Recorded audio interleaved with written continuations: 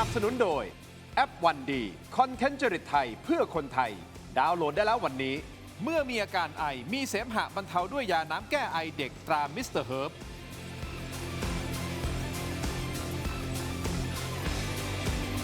สวัสดีครับตอนรับทุกท่านเข้าสู่รายการถกไม่เถียงครับประเด็นที่ผมจะถกวันนี้ติดตามเรื่องของหัวสวที่เดือดถึงขั้นเดือดสุดขีดแล้วนะฮะคุณผู้ชมครับอย่างนี้ฮะฝากฝั่งนะของพรรคประชาชนต้องบอกว่าฝ่ายค้านนะครับก็เดินหน้าออกมาแฉออกมาลุยผนึกกำลังกับฝ่ายคุณเป๋าจากไอลอคุณผู้ชมครับปะทะปั้งกับฝากพรรคภูมิใจไทยและกลุ่มสวในสภาซึ่งล่าสุดนะฮะฝากสีน้ำเงินก็ไม่ปล่อยให้ถูกพาดพิงแต่ฝ่ายเดียวเดินหน้าสวนหมัดเอาคืนครับโดยฝ่ายน้ำเงินอย่างคุณสุประชัยใจสมุทรฝ่ายกฎหมายของพรรคภูมิใจไทยทิ้งวาทกรรมเด็ดนะฮะเปรียบเปรยว่าหากกล่าวหาคนอื่นว่าเป็นโจรพฤติกรรมของฝั่งสีส้มก็คงเป็นขโมยร้องจับโจรอุ้ยแรงนะฮะคุณผู้ชมและมีการตั้งคำถามย้อนกลับไปถึงกลุ่มที่ถูกเรียกว่าสวสีส้มว่ามีการดีลมีการหัวกันหรือเปล่าถึงได้เข้ามาอยู่ตรงนี้ได้นี่คือเรื่องของสวนะครับคุณผู้ชมแต่มีประเด็นหนึ่งสิครับคุณผู้ชมสีแดงกับสีเขียวเวลามันผสมกันมันออกเป็นสีอะไรล่ะครับคุณผู้ชมผมกำลังพูดถึงปฏิญญาโมนาโกอยู่นะครับมีคนตาดีเขาบอกเขาไปเห็นจริงเท็จไม่ได้ยืนยันนะไปเห็นว่าเนี่ยคุณธรรมนัสพรหมเผ่าอยู่ที่โมนาโกไปเจอไปดีลกับคุณทักษิณชินวัตรใช่หรือไม่ดีลเพื่ออะไรฮะเพื่อที่จะรวมเสียงสสหวังที่จะเปลี่ยนตัวนายกรัฐมนตรีพูดถึงเปลี่ยนตัวนายกรัฐมนตรีท่านอนุทินก็บอกนี่แหละครับอย่าลืมนะปฏิญญาโมนาโกเหรอแดงเขียวเหรอผสมกันไปมามันก็ออกเป็นสีน้ำเงินอยู่ดีแหละครับไอ้ยะเอาละครับคุณผู้ชมมาวิเคราะห์กันนะฮะการเมืองกับเราร้อนแรงเหลือเกินนะครับท่านแรกครับท่านเป็นสมาชิกวุฒิสภานะฮะสวนะครับสวนะครับรองศาสตราจารย์ดร.นันทนา นันทวโรภาครับสวัสดีครับอาจารย์ครับส่วนความมือของผมครับกรรมการบริหารคณะก้าวหน้านะครับคุณพนิกาวันนี้ครับคุณช่อครับสวัสดีครับขอบคุณทั้งสองท่านที่ให้เกียรติรายการถกไม่เถียงนะครับ1 ใน 2สวสีส้มนะไม่ใช่คุณช่อนะแต่ที่คุณสุประชัยกำลังพูดถึงและชื่อออกมาก็คือท่านนี้อาจารย์นันทนาโทษนะฮะอาจารย์นันทนาเป็นสวสีส้มหรือเปล่าเดนเป็นสวอิสระค่ะแต่พยายามทำไมคุณสุประชัยเขาพาดพิงถึงอาจารย์ว่าเป็นสวสีส้มก็คือตอนนี้เนี่ยดิฉันมองว่าสวกลุ่มสีน้ำเงินเนี่ยกำลังแบบถูกสังคมจับตาอย่างหนักเพราะว่ามีการเปิดเผยไม่ว่าจะเป็นเรื่องของเส้นเงินขบวนการแล้วก็เรื่องโทรศัพท์เรื่องโพยซึ่งแบบเช้านี้เนี่ยโพยที่อาจารย์ลอยออกมาเนี่ยมันก็ยิ่งชัดมากๆเลยเขาก็เลยเกิดอาการเริ่มมีความรู้สึกคล้ายๆไส้เดือนคุกขี้เถ้าหรือเปล่าไม่แน่ใจก็ดิ้นนะทีนี้พอดิ้นเนี่ยมันจะมีอาการเหมือนกับหมาหางด้วนหรือเปล่าเพราะว่าฉันทำผิดฉันทำไม่ดีเนี่ยพวกเธอก็ทำไม่ดีเหมือนกันคือจะพยายามที่จะป้าย discredit ให้อีกฝ่ายหนึ่งทำเหมือนกันเธอเลวฉันเลวเธอก็เลวเหมือนกันกระบวนการเดียวกันซึ่งอันนี้น่าจะไม่ใช่เลยเพราะว่าสิ่งที่พยานทั้งหลายออกมาแฉเนี่ยมันเป็นพวกกระบวนการเส้นเงินซึ่งอันนี้เนี่ยถ้ามองจากการโอนเงินการใส่เงินเนี่ยมันคือการจ้างถ้าการจ้างเนี่ยก็คือการโกงเลือกสวอยู่แล้วนะความพยายามในการที่จะออกมาบอกว่าคนนู้นก็ผิดคนนี้ก็ผิดเนี่ยอันเนี้ยมันเป็นการออกมาพยายามแก้เกี้ยวออกมาพยายามจะบอกว่าฉันไม่ได้ผิดคนเดียวแต่เชื่อว่าประชาชนเนี่ยเขารับรู้ข้อมูลมามากพอสมควรแล้วรับรู้ข้อมูลมาตั้งแต่เดี๋ยวจะบอกว่าตั้งแต่วันแรกที่เลือกเสร็จเดี๋ยวไปออกรายการคุณสรยุทธ์แล้วดิฉันก็บอกว่าคะแนนเนี่ยมันผิดปกตินะมันมาเป็นก้อนๆแล้วมันเป็นก้อนใหญ่ๆคนที่ได้ลำดับ1 ถึง 7เนี่ยมันได้คะแนนเยอะจนขนาดล้นฟลิปชาร์ต1 แผ่นเนี่ยขีดไม่พอแต่ไอ้พวกที่8 90เนี่ยมันก็จะจุ๋มจิ๋มอยู่ข้างล่างมันผิดปกติตั้งแต่ตอนนั้นแล้วก็เรื่องนี้ก็เป็นที่ เปิดเผยออกมาเรื่อยๆว่ามีโพยมีเส้นเงินมีพยานที่ถูกเรียกเข้าไปหัวมีการแจกเสื้อในวันที่เลือกมีรถรับส่งมีอุปกรณ์พร้อมนอกจากเสื้อ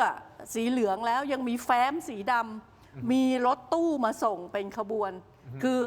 พอจอดข้างหน้าทุกคนก็งงเฮ้ยทำไมพวกนี้มันมาเป็นรถตู้เป็นขบวนนะก็มีการกระซิบกันบอกว่าไปจอดไกลหน่อยคนเขาเห็นว่าเนี่ยมันมาเป็นคอนวอยเลยแบบมันไม่รู้จักกันเลยนะ แต่รถตู้20-30 คันเนี่ย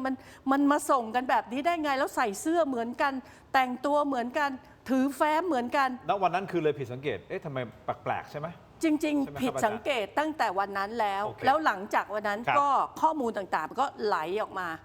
ว่ามันมีกระบวนการแบบนี้ที่เริ่มต้นเนี่ยเขาใช้คำว่าหัวสวแต่จนถึงวันนี้เนี่ยดิฉันเห็นด้วยกับคุณผลิตว่าไม่น่าจะใช้คำนี้แล้วเพราะนี่คือกระบวนการจ้างมีอามิสสินจ้างมีการจัดทำเป็นขบวนการควรจะใช้คำว่าโกงสวโกงสวแทนคำว่าหัวสวแต่ในสายตาของเขายังใช้คำว่าหัวอยู่เพราะเขาบอกว่าส้มก็หัวเหมือนกันแต่ส้มหัวไม่สำเร็จไงพอหัวไม่สำเร็จเสร็จปุ๊บนี่ไงขโมยร้องให้จับโจรไงคุณแพ้แล้วออกมาโวยวายหรือเปล่าอันนี้คือฝั่งอีกฝั่งหนึ่งเขามองนะคุณชอบตอบประเด็นนี้ไงครับคุณทินลองตอบคำถามดิฉันสั้นๆนิดเดียวครับว่าอย่ายากนะอย่ายากไม่ยากตอบได้เลยครับคนที่คิดว่ามีการหัวสวหรือเชื่อว่ามีการหัวมีการโกงสวในประเทศไทยเนี่ยมีเฉพาะพวกเราคณะก้าวหน้าหรือพรรคประชาชนคุณผลิตและไอรอใช่หรือไม่ตอบแค่ใช่หรือไม่นะคะเอางี้ไหมถ้าดูจากคอมเมนต์ของคุณผู้ชมเนี่ยอันนี้คือเขาอิสระนะเพราะว่าเป็นคุณผู้ชมไม่ได้พรรคการเมืองใดๆสิ้นนะก็มีแต่คนคิดว่ามันมีการหัวกันเกิดขึ้นเนี่ยมันก็ตอบในตัวอันนี้ผมตอบจากคอมเมนต์ที่ติดตามมานะมันก็ตอบในตัวแล้วนะคะว่าการทำหน้าที่ไม่ว่าจะเป็นพรรคประชาชนพวกเราคณะก้าวหน้าและไอรอนเนี่ยกระทำการโดยเปิดเผยพรรคประชาชนเนี่ยไม่ได้มีบทบาทในตอนที่มีการรณรงค์เรื่องสวมากนักเพราะว่าเป็นพรรคการเมืองแล้วก็เป็นสสมันไม่ได้สง่างามที่จะเข้ามายุ่งเกี่ยวกับเรื่องของการรับสมัครสวและการคัดเลือกสวซึ่งเป็นสภาสูงใช่ไหมคะมันควรที่ต้องมีการแบ่งแยกกันแต่ว่าพวกเราคณะก้าวหน้าเนี่ยเป็นกลุ่มรณรงค์ทางการเมืองเราก็รณรงค์มาหลายเรื่องนะคะเรื่องรัฐธรรมนูญนะคะเรื่องประกันสังคมแล้วก็เรื่องสวเราก็รณรงค์ในเรื่องการเมืองที่เราเห็นว่าสำคัญไอรอก็เช่นเดียวกันเป็นภาคประชาสังคมที่รณรงค์เรื่องของกฎหมายรัฐธรรมนูญและเรื่องการเมืองต่างๆที่เป็นเรื่องผลประโยชน์ประชาชนเพราะฉะนั้นในวันนั้นเนี่ยก็ทำอย่างเปิดเผยโปร่งใสการไปเดินสายรณรงค์ของพวกเราเนี่ยคือขอร้องให้สื่อนำเสนอด้วยซ้ำใครเชิญไปไหนไปหมดเพราะว่าเราต้องการนำเสนอต่อประชาชนในวงกว้างให้ได้มากที่สุดว่าการยอมเสียเงินหลักพันเพื่อเอาตัวเองเข้าไปอยู่ในระบบเลือกสวเพื่อให้ได้คนที่ไม่ใช่ที่เขาจัดตั้งกันมาให้ได้สวของประชาชนจริงๆมีความสำคัญอย่างไรทั้งหมดเนี่ยอยู่ในที่สว่างเอาอย่างนี้ดีกันนะคะใครจะเชิญไปสัมภาษณ์ที่ไหนใครจะขอสัมภาษณ์ใครจะให้ไปถ่ายอะไรยังไงทำได้หมดทุกอย่างไม่มีอะไรเป็นความลับนะคะพอมาวันนี้บอกว่าพวกเราหัวสวแล้วหัวไม่สำเร็จถึงโวยวายเราเนี่ยดิฉันได้มีสไลด์อยู่อันนึงเหมือนตอนนั้นเหมือนขายประกันมากเลยนะคะชีวิตมีสไลด์อยู่1 อัน 1 ชุดไปไหนเนี่ยใครเชิญไปให้ไปติวไปเลคเชอร์ที่ไหนเนี่ยสิ่งที่เราไปพูดคืออะไรกระบวนการเลือกสวตามรัฐธรรมนูญเป็นยังไงเพราะมันซับซ้อนมากคนไม่เข้าใจเราต้องไปอธิบายเลือกในกลุ่มเลือกควายใช่มันก็ต้องไปอธิบายต้องมีแผนผังให้เขาดูว่ามันเป็นยังไงเสร็จแล้วเราก็บอกว่ามันยากแบบนี้นะคะแต่มันสำคัญที่เราจะต้องเอาตัวเราเข้าไปให้ได้เพราะดูนะคะอีกกี่ปีปปชเนี่ยเดี๋ยวจะพ้นจากตำแหน่งเท่านี้คนศาลรัฐธรรมนูญจะพ้นจากตำแหน่งเท่านี้คนที่จะเลือกคนเหล่านี้เข้าไปเติมคนที่หมดวาระไปเนี่ยคือสวชุดที่กำลังจะมีการเลือกเพราะฉะนั้นถ้าเขากินรวบสวได้ก็แปลว่าเขากินรวบองค์กรอิสระเหล่านี้ได้หมดเลยนะคะเพราะฉะนั้นถ้าคุณคิดว่าเรื่องของรัฐธรรมนูญใหม่สำคัญเรื่องไม่ควรให้ใครถูกยุบพรรคโดยไม่เป็นธรรมสำคัญเรื่องการตรวจสอบเรื่องสิทธิมนุษยชนเรื่องคดโกงทุจริตสำคัญคุณก็ต้องเอาสวที่สุจริตเข้าไปเลือกคนที่จะทำหน้าที่ในองค์กรอิสระนี่คือสิ่งที่เรารณรงค์แล้วทำอย่างเปิดเผยมากสไลด์นี้ดิฉันจะเอามาขึ้นให้ดูในรายการนี้ว่าตอนนั้นเราพูดอะไรบ้างดิฉันก็ทำได้ดิฉันก็ยังเก็บสไลด์ชุดนั้นเอาไว้อยู่เลยไม่ได้เป็นความลับอะไรนะคะแต่พอมาวันนี้ผ่านไป2 ปีพอจวนตัวใช้คำของอาจารย์นันทนาก็พอมาตัวเองโดนชี้ว่าหางด้วนแล้วคนทั้งประเทศพูดพร้อมกันว่าด้วนก็เลยบอกว่าไม่ ยังมี เมือง ด้วน สี่ อี อี ก กระเทย อ๋อ ทันไหมเนี่ยดิฉันแก่ไปหรือเปล่านะคะแต่มีมนี้หมดอายุไปนานมากแล้ว คือก็จะบอกว่าทางนี้ก็หัวเหมือนกัน ดิฉันได้ยืนยันทุกครั้งนะคะว่าถ้าเราทำอะไรที่ผิดกฎหมายผิดระเบียบกกต ครับ เนี่ยเราไม่เหลือรอดมาถึงทุกวันนี้ แต่ แล้วคนที่สงสัยแล้วจะเอาเรื่องไปฟ้องร้องพวกเราในวันนี้ดิฉันคิดว่าประชาชนทั้งประเทศก็มองเห็นเจตนาว่ากำลังเอาตัวไม่รอดแล้วก็เบี่ยงประเด็นอยู่ แต่ทางฝั่งของสีน้ำเงินออกมาเปิดเผยข้อมูลบอกว่าฝั่งสีส้มเนี่ยก่อนหน้านี้ก็มีการจัดงานรวมตัวผู้สมัครสวสีส้มคุณผู้ชมครับแบบ Exclusive เขาพูดเนี้ย Exclusive 300 คนที่ห้องจูปิเตอร์ของโรงแรมแห่งหนึ่ง ย่านเมืองทองธานีก่อนถึงวันเลือกตั้งสวระดับประเทศนะครับ โดยคุณสุประชัยใจสมุทรคนนี้แหละครับ ตั้งคำถามตัวโตๆในประเด็นนี้ว่าอ้าวถ้าคุณจัดอย่างเงี้ยใครเป็นคนจ่ายค่าเลี้ยง ใครเป็นคนจ่ายค่าห้องประชุม ใครเป็นคนจ่ายค่าตั๋วเครื่องบินให้ หรือว่ามีใครเป็นคนออกเงินจ่ายให้กันแน่เขาเลยตั้งคำถามตัวโตครับว่าไอ้แบบนี้ไอ้นี่มันเป็นกระบวนการจัดตั้งที่คุณกำลังกล่าวหาว่าน้ำเงินเป็นแล้วคุณก็เป็นเองหรือเปล่า อันนี้ความหมายผมตีความนะที่คุณสุประชัยเขาพูดแบบนี้ไม่รู้อาจารย์เป็น หันมาทางดิฉันไม่ได้เพราะว่าดิฉันไม่ได้ไปงานนั้น หนึ่งกำลังถามเนี่ยไม่รู้อาจารย์เป็น1 ใน 300นี่ป่ะ exclusive ไปค่ะ อ้าว เพราะจริงๆ แล้วเนี่ยสื่อมวลชนรายงานทั้งหมดเลย ถ้าคุณทินยังจำได้ ทุกสื่อรายงานหมดกล้องเต็มไปหมดเลยนะแล้วก็กกตก็ไปอยู่ในนั้นด้วย มันเป็นเขาเรียกว่ากิจกรรมเปิดเผย ไม่ได้ลับล่อดิฉันเลยสงสัยว่าคุณสุประชัยทำไมเพิ่งเอาไอ้ตรงนี้มาเปิดเผย ซึ่งงงมาก อันนี้รูปที่อาจารย์อยู่ในงานป่ะฮะรูปนี้ป่ะฮะไม่ใช่นี่ใช่ป่ะที่งานมันไม่ใช่ ว่า จำได้ไหม ไม่แน่ใจ มันนานแล้วนะ มันนาน ประมาณ แล้ว 2 ปีกว่า มันนานแล้วก็ แต่อาจารย์อยู่ในวันนั้นอยู่ที่ อยู่ แล้วเขาเก็บโทรศัพท์มือถือไหมเพราะผมมีข่าวเหมือนว่าเขาไม่ให้เอาโทรศัพท์มือถือเข้าไปด้วยจริงไหมฮะ คือเรื่องเก็บโทรศัพท์มือถือเนี่ยเราต้องรู้ว่าตอนที่เราไปเลือกรอบอำเภอรอบจังหวัดกกตเขาเก็บกกตเขาเก็บมือถือแล้วเนี่ยก็คือเราก็ทำตามกกตก็มาอยู่ในงาน ไอ้3 exclusive 3 ใช่คือเดนไม่เข้าใจว่าคุณสุภชัยเนี่ยใช้คำว่า exclusive แปลว่าไม่มีใครรู้เลย no สื่อมวลชนทุกสื่อเนี่ยรายงานนะแล้วก็บอกด้วยว่าไปที่ไหนไปทำยังไงมีคนมารวมกันไม่งั้นใครจะรู้ว่ามัน300 คนมันเป็นที่รับรู้กันหมดเปิดเผยไม่ได้ลับล่อเลยแล้วก็คำถามที่บอกว่าเอ้าแล้วใครจ่ายค่าห้องประชุมเนี่ยเขาบอกแล้วนี่คือดิฉันบอกว่าดิฉันมีปัญญาจ่ายค่าสมัคร 2,500 ไม่ได้สิ้นไร้ไม้ตอกขนาดว่ามารวมกันแล้วเนี่ยจะต้องให้ในายทุนเนี่ยมาออกค่าห้องให้ รู้จักคำว่าลงขันไหมคะดิฉันอยากจะถามคุณสุภชัย ว่ารู้จักคำว่าลงขันไหมหรือว่าพวกท่านเนี่ยทุกครั้งมันจะต้องมีนายทุนมาจ่ายให้ไม่รู้จักคำว่าช่วยกันแชร์ดิฉันอยากจะบอกว่าเนี่ยมันเป็นกิจกรรมที่ภาคประชาสังคมเนี่ยเขาทำกันอยู่เป็นประจำไปไหนเราก็ออกเงินร่วมกันแล้วก็ช่วยกันซึ่งในงานวันนั้นเนี่ยน้ำเนิ้มไม่มีอาหารไม่ต้องพูดเข้าไปในห้องใครหิวน้ำวิ่งออกไปซื้อเองเพราะว่าพวกเรามา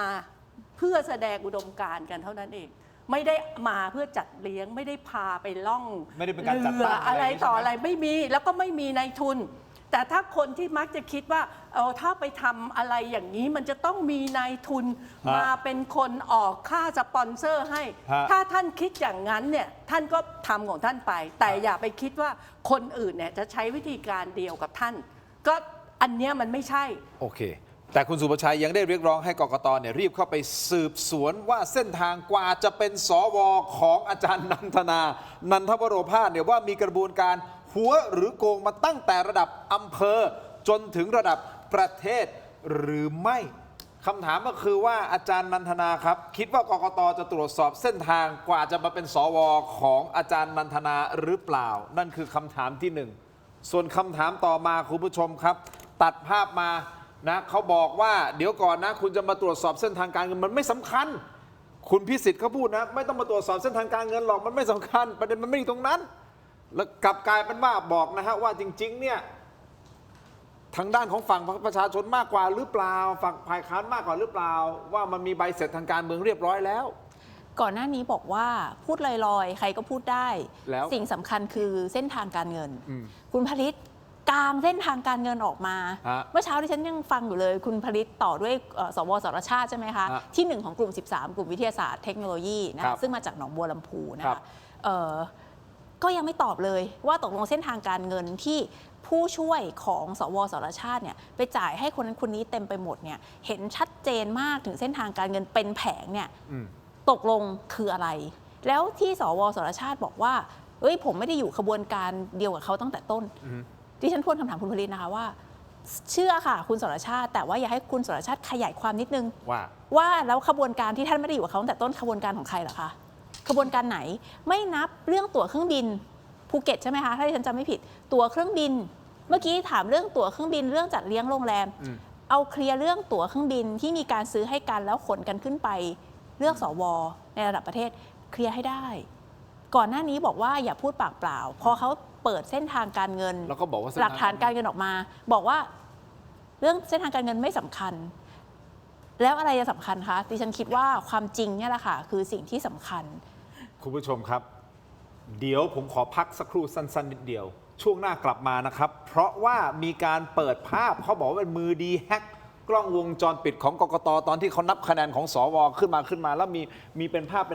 อาจารย์ลอยก็ออกมาวิเคราะห์นะให้ AI วิเคราะห์แล้วออกมาตีความนะครับว่าเอ๊ะเดี๋ยวก่อนมันมีความผิดปกติในการลงคะแนนในครั้งนี้ ผิดปกติอย่างมากคุณผู้ชมครับ แต่คำถามคือเขาบอกว่ามือดีแฮกกล้องวงจรปิดของกกตคำถามผมบอกว่าจริง ๆ มันมือดีแฮกหรือว่าเป็นคนข้างในกกตเองออกมาปล่อยนะฮะพักสักครู่นะครับช่วงหน้ากลับมาติดตามครับ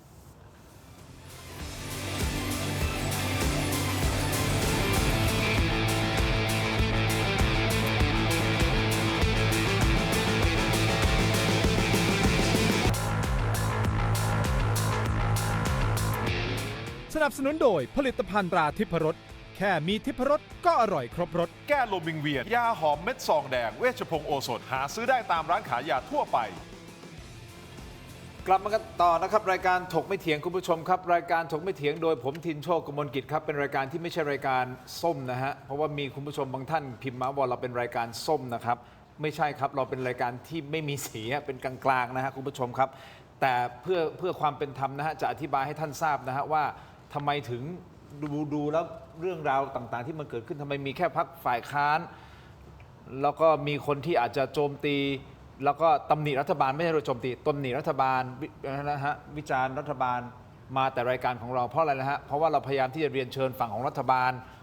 อีกฝั่งหนึ่งซึ่งก็ยากเย็นเหลือเกินผมพูดตรงนี้แล้วนะครับยากเย็นเหลือเกินจริงๆอ่ะ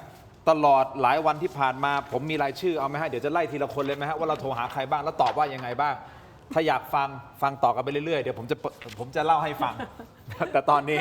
อยาก อันนี้ ให้ เป็น อาจารย์ ช่วงปรับทุกข์ของพิธีกร ไม่ใช่ช่วงปรับทุกข์คือโดนอย่างนี้มาตลอดไม่ใช่แต่พอพักโทษนะฮะพักเพื่อไทยเป็นรัฐบาลก็หาว่าเราก็โจมตีแต่พักเพื่อไทยใช่ไหมฮะตอนนี้พักภูมิใจไทยเป็นรัฐบาลก็บอกหาว่าเราโจมตีแต่พักภูมิใจไทย คือไม่แปลกค่ะไม่แปลกเพราะว่าคุณทิน อ่า ไม่ใช่รายการคุณทินรายการเดียว อืม แทบทุกรายการที่เป็นฮาร์ดทอล์กแบบเนี้ยก็คือเชิญฝั่งสีน้ำเงินไม่มีใครยอมมา เอาเป็นว่าฝั่งที่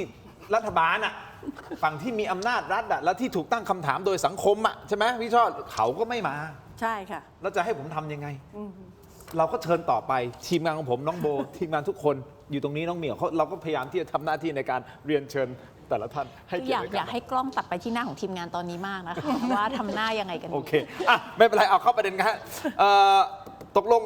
อาจารย์นันทนาคิดว่ากกตจะมาสืบสวนสอบสวนที่มาที่ไปของความเป็นสวของอาจารย์นันทนา อ๋อ ที่เขาเรียก ผ่า ร้ น อง มา2 ปีกว่าเนี่ย ยังไงฮะ คุณทินคิดว่าถ้าดิฉันทำอะไรผิดเนี่ยดิฉันอยู่มาได้จนถึงวันนี้หรือเปล่า เพราะว่าดิฉันก็โดนตรวจสอบโดนกกตเรียกไปนู่นนี่นั่นหมดแล้วอะค่ะไอ้เรื่องห้องจูปิเตอร์ที่เมืองทองเนี่ยก็สอบไปเรียบร้อยแล้ว คือกกตเรียกดิฉันไปอาจจะไปเลือกไปคนแรกเลยว่าไม่รู้นันทนามาก่อนเลย ผิดถูกยังไงไม่รู้แต่ฉันต้องสอบนันทนาก่อน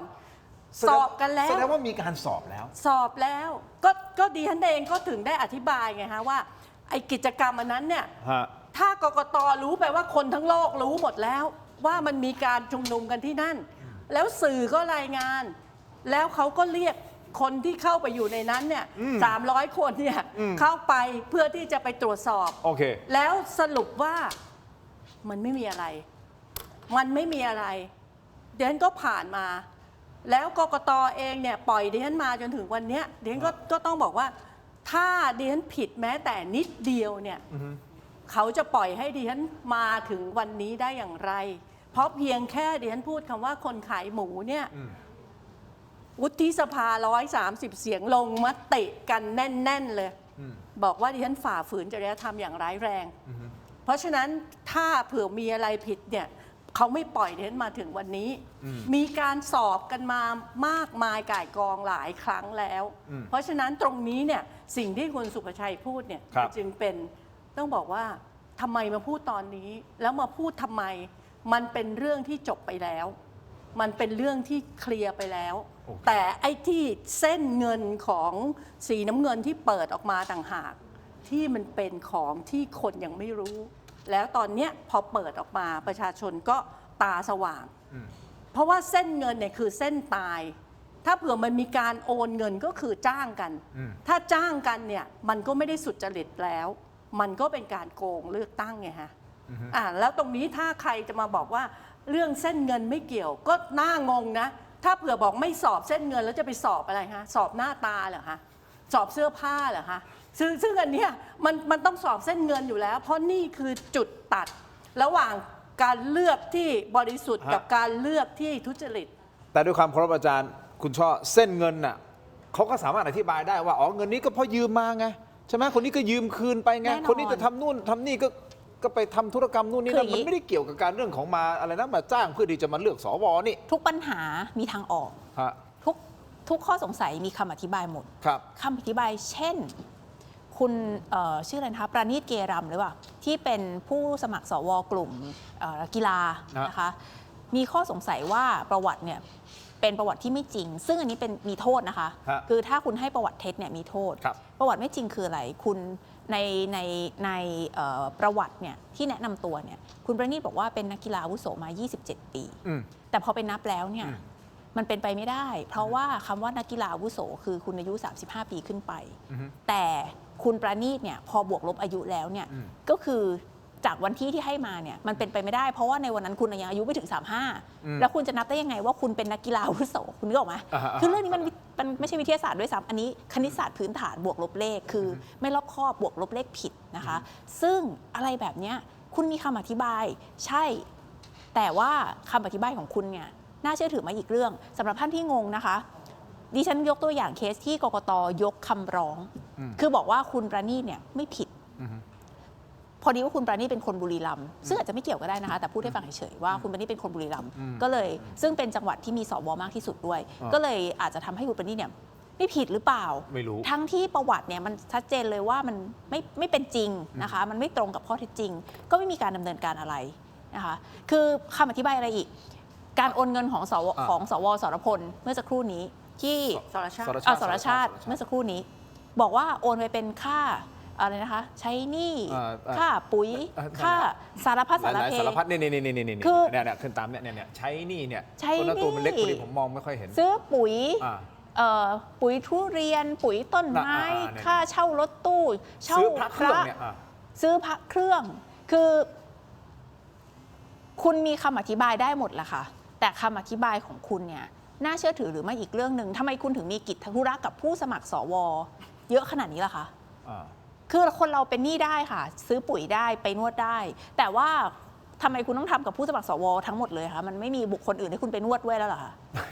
โทษนะทีมงานอันนี้ไม่ใช่ของคุณสรชาติใช่ไหมอันนี้ไม่ใช่นะนี่อีกกรณีหนึ่งนี่คือที่สุราษฎร์ อันนี้คุณ ใช่ปะ อันนี้คุณสุบิน สุบิน คุณสุบิน แต่กำลังจะยกตัวอย่างแค่ยกตัวอ แต่ ย่าง ประมาณเดียวกัน ว่า ประมาณ คำอธิบาย ประมา ว่า ณเดียวกัน เขาโอนเงินไปเพื่ออะไร ของ ยังไง ของคุณสรชาติเนี่ยก็จะเป็นคำอธิบายแบบเดียวกันว่ามีคำอธิบายหมดอะว่าโอนเงินนี่ไปให้คนนั้นคนนี้คนนู้น แต่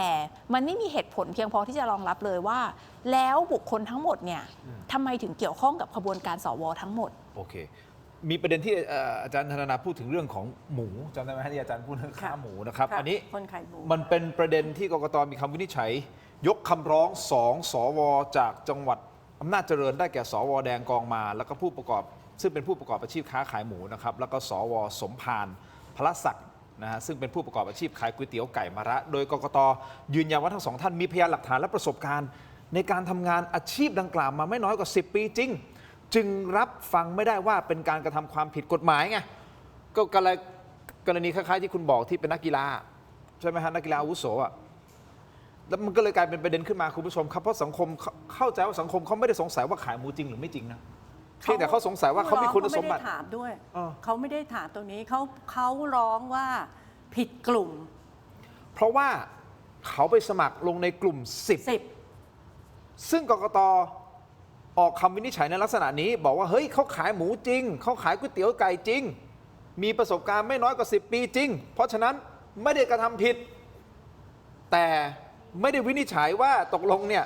ที่เขาร้องบอกว่าเฮ้ยเดี๋ยวก่อนนะคุณไม่ควรมาลงกลุ่ม 10เพราะอะไรเพราะกลุ่ม 10 คืออะไรครับคุณผู้ชมกลุ่ม 10 คือผู้ประกอบการอื่นๆนอกจากกลุ่ม 9 กลุ่ม 9 คือผู้ประกอบการกิจการขนาดเล็กหรือขนาดย่อม SME นั่นหมายความว่าอะไรฮะนั่นหมายความว่ากลุ่ม 10 จะต้องเป็นกลุ่มที่ใหญ่กว่า ใช่ค่ะ SME ใช่ไหมฮะ ใช่ค่ะ ก็คือน่าจะเป็นธุรกิจใหญ่โตอะที่มันใหญ่กว่า SME อะฮะ ใช่ค่ะ มันก็เลยสงสัยว่าคุณชอบจะ เขาเลยโจทย์กันไงคะว่ากิจการก๋วยเตี๋ยวไก่กับกิจการขายหมูที่มีผู้ประกอบมีลูกจ้างมากกว่า300 คน อืม เป็นไปได้ไหม เออ เป็นไปได้หรือไม่ ซึ่งเนี่ยบอกแล้วคำอธิบายมีหมด แต่มันน่าเชื่อถือหรือไม่ก็อีกเรื่องหนึ่งเหมือนกับเมื่อกี้บอกว่าอาจารย์ธนาบอกว่าจะไปตรวจเสื้อผ้าเหรอเอาจริงนะคะเรื่องเสื้อผ้าเนี่ย อืม คนใส่เสื้อเหลืองเป็นไปได้ค่ะ เสื้อเหลืองที่เหลืองเดียวกันเป๊ะพับออกมารอยพับเหมือนกันเป๊ะก็ยังพอเป็นไปได้ค่ะ คนใช้แฟ้มดำแฟ้มเอกสารดำก็มีเยอะแยะค่ะใครๆก็ใช้แฟ้มเอกสารดำแต่คนที่ใส่เสื้อสีเหลืองเดียวกันเป๊ะรอยพับแบบเดียวกันเป๊ะและแฟ้มเอกสารสีดำแบบเดียวกันเป๊ะในวันเดียวกันเป๊ะและเดินเข้าไปทำสิ่งเดียวกันเป๊ะเนี่ยความเป็นไปได้ที่ว่าพวกเขาไม่รู้จักเกี่ยวข้องและไม่ได้ตัดเตรียมกันมาเลยเนี่ยมีอยู่กี่เปอร์เซ็นต์ มันต้องใช้คำว่า probability ก็คือความน่าจะเป็นมันเป็นคณิตศาสตร์ความน่าจะเป็นมีโอกาสได้ขนาดไหนเช่นเดียวกันกับคะแนนที่ตอนนี้มีการบอกว่าไปนำภาพจากกล้องวงจรปิดของกกต.ตอนนับคะแนน ค่ะ แล้วออกมาแล้วทำเป็นตารางออกมาที่อาจารย์ลอยเขาทำเป็นตาราง แล้ว ให้ ตรงกันหมด แล้วกลายเป็นว่ามันตรงกันหมดเลย ซึ่งคุณเป๋ายิ่งชีพมาในรายการก็บอกไอ้ความน่าจะเป็นน่ะมันคือ1 ใน 5,000 ล้านอะไรสักอย่าง เขาเรียกว่ามันไม่น่าจะเป็น ไม่เรียกว่าความน่าจะเป็น โอเค คือมันเป็นไปไม่ได้นะคะ ที่คนเราจะเลือกคนตามลำดับด้วยลำดับเดียวกันเป๊ะแบบว่าเบอร์ 4 เบอร์ 8 เบอร์ 12 เบอร์ 16 เบอร์ 20 เบอร์ 24 เบอร์ 27 เหมือนกันเป๊ะ 50 คนเนี่ยมันเป็นไปไม่ได้ นี่อันนี้ ค่ะก่อนที่จะไปถึงตรงนั้นเนี่ย เป็นเรื่องของหมูก่อนใช่ไหม ดิฉันจะ ตรงนี้ พู ก่ ด อน ถึงเรื่องการลงผิดกลุ่ม แล้วมันเป็นปัญหามาก ฮะ เพราะว่าถ้าเผื่อว่าคุณแบ่ง 20 กลุ่มอาชีพแปลว่าคุณต้องการคนที่เป็นคนที่มีความชำนาญในกลุ่มอาชีพต่าง ครับ ๆ แต่ถ้าเผื่อว่าคุณบอกว่าเอาละอะไรก็ได้ทำครบ 10 ปี อืม คุณจะแบ่งไป 20 กลุ่มทำไมอ่ะคุณก็ให้สมัครไปหมดเลย นี่คือปัญหาแล้วกกตก็ไม่ได้ตอบตามที่ผู้ร้องเนี่ยเขาร้องว่าลงผิดกลุ่ม คุณต้องกกตควรจะตอบว่ากลุ่ม 10เนี่ยมันหมายถึงอะไร กกตไม่ได้ตอบ แต่บอกว่า2 คนเนี้ยเขาทำมาครบ 10 ปี ก็อายุขนาดนี้ทำมาครบ 10 ปีไม่น่าสงสัยอยู่แล้ว แต่สงสัยว่าไอ้กลุ่ม 9เนี่ยมัน SME คือวิสาหกิจขนาดกลางและขนาดย่อมก็คือเล็กอยู่แล้ว ย่อม เพราะฉะนั้นกลุ่ม 10เขาบอกว่าอื่นๆที่ไม่ใช่กลุ่ม 9 คุณทินจะคิดว่ามันเล็กกว่าหรือมันใหญ่กว่า เพราะไอ้นี่ก็คือขนาดกลางและขนาดย่อม ก็คือมันนาโนแล้วอะแล้ว ย่อ ข ม นา ย่อ ด มนี่คืออาจจะเป็นไมโครเปล่า เล็กไมโคร เล็ก นา ไม โน โครแล้วพอมา10ก็เป็นนาโนอะหรือเปล่าผมไม่รู้ไงเพราะ อันนั้นต้องแคะขนมครกแล้วล่ะ ถ้าเผื่อว่าอย่าง ไม่ เงี้ย รู้อะ มันไม่ใช่ไงกลุ่ม 10 คืออื่นๆที่ไม่ใช่กลุ่ม 9 ถ้ากลุ่ม 9 มันเล็กอยู่แล้ว กลุ่ม 10 มันก็ต้องใหญ่ ก็ต้องใหญ่กว่า แล้วกกตไม่ตอบตรงเนี้ยมันก็จะกลายเป็นปัญหาว่าผู้ที่ลงสมัครเนี่ยคุณสมบัติตรงบ้างไม่ตรงบ้าง แล้วกกตก็อธิบายมา การอธิบายของกกตเนี่ยยิ่งทำให้คนเนี่ยสงสัยว่าตกลงที่เขามาสมัครกัน แล้วก็เขียนบางคนเขียนประวัติเขาให้เขียน5 บรรทัด บางคนเขียนบรรทัดเดียว แล้วได้รับเลือกได้คะแนนสูงด้วย อันเนี้ยมันยิ่งทำให้เขาสงสัยว่าไอ้ปฏิบัติการนี้มันเป็นขบวนการหรือเปล่า เพราะว่ามาเนี่ยดิฉันว่าบางคนนักฟุตบอลอาวุโสดิฉันไม่ทราบว่านี่มันเป็นอาชีพได้ด้วยเหรอ มันเป็นอาชีพได้ด้วยเหรอ นักฟุตบอลอาวุโสเนี่ย อาวุโสใช่ไหมแต่ถ้าเป็นนักฟุตบอล ใช่ ทีมชาติอย่างเงี้ยโอเค ใช่ มันอาจจะเป็นอาชีพ ก็คือ แต่อาวุโส กลุ่มเนี้ยมันจะเป็นกลุ่มนักกีฬาและก็ศิลปินไง โอเค ทีนี้พอคำว่านักฟุตบอลอาวุโสเดี๋ยวนี้ก็เลยงงๆว่าตกลงมันมีด้วยเหรอ แล้วอาวุโสขนาดนี้เขาจะไปเตะกับใครนะโรนัลโด40เนี่ยเขาก็ให้ออกไปแล้วเลิกไปแล้ว ไอ้นี้เกินไป60นี่จะไปเตะกับ เนี่ย ใคร คุณปานิชเกรัม คนนี้ใช่ไหมฮะ ที่มีปัญหา คือคนนี้ โดนสอบเรื่องเขียนประวัติบรรทัดเดียวใช่ไหมคะเป็นนักกีฬาฟุตบอลอาวุโส แต่นับแล้วมันไม่เป็นจริงไม่ได้ เพราะว่าโดยอายุแล้วอ่ะคุณไม่มีทางที่จะเป็นนักกีฬาอาวุโสได้ตามนั้น และอยู่จังหวัดอะไรฮะ บุรีรัมย์ บุรีรัมย์คุณผู้ชมครับ อย่างนี้ฮะคุณผู้ชมอ่ะเรื่องนี้ประมาณนี้แต่มีอีกเรื่องหนึ่งที่ตอนนี้ร้อนแรงช็อกวงการเลยนะฮะคุณผู้ชมวงการการเมืองนะครับก็คือเขาบอกว่าเป็นมือดีแฮ็กภาพจากกล้องวงจรปิดของกกตในช่วงที่มีการนับคะแนนเลือกสวเอาออกมาแฉครับคุณผู้ชมครับ ปรากฏว่านักคณิตศาสตร์นะอาจารย์ลอยเนี่ยซึ่งท่านเป็นผู้เชี่ยวชาญด้านคณิตศาสตร์ออกมาโพสต์บอกว่านี่เปิดหีบเลือกสวทุกใบนะที่มีภาพออกมาแบบนี้เอาใบลง AI วิเคราะห์ว่าลายมือเป็นของใครส่งรอบเช้ากลุ่มที่ 1มาให้ดูเป็นน้ำจิ้มก๊อปปี้ตามโพยต้นฉบับไม่แตกแถวตามที่พยานปากเอกออกมาบอกเป๊ะๆคุณผู้ชมเดี๋ยวไอ้ตารางเนี่ยถ้าใครสงสัยเดี๋ยวผมจะกลับมาอธิบายให้ฟัง และเดี๋ยวให้คุณช่ออาจารย์นันทนาออกแสดงความคิดเห็นนิดนึงนะฮะว่าความน่าจะเป็นที่มันจะบังเอิญอะไรขนาดนี้ที่เลือกเบอร์เดียวกันชื่อเดียวกันตามลำดับเนี่ยเป๊ะหมดพักสักครู่ครับช่วงหน้ากลับมาติดตามครับ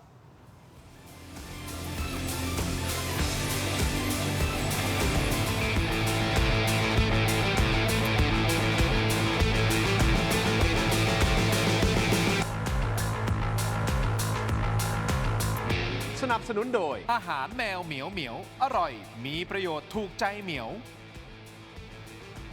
กลับมาต่อนะครับคุณผู้ชมครับอยู่กับนะอาจารย์นันทนาและคุณช่อพนิกานะครับคุณผู้ชมครับไปประเด็นนี้นะครับเขาบอกว่าเป็นข่าวใหญ่มือดีแฮกกล้อง CCTV ของกกตนะครับคุณผู้ชมเปิดหีบเลือกสวทุกใบได้แล้วนะฮะรอ AI วิเคราะห์ว่าเป็นลายมือของใครส่งรอบเช้าเข้ากลุ่มที่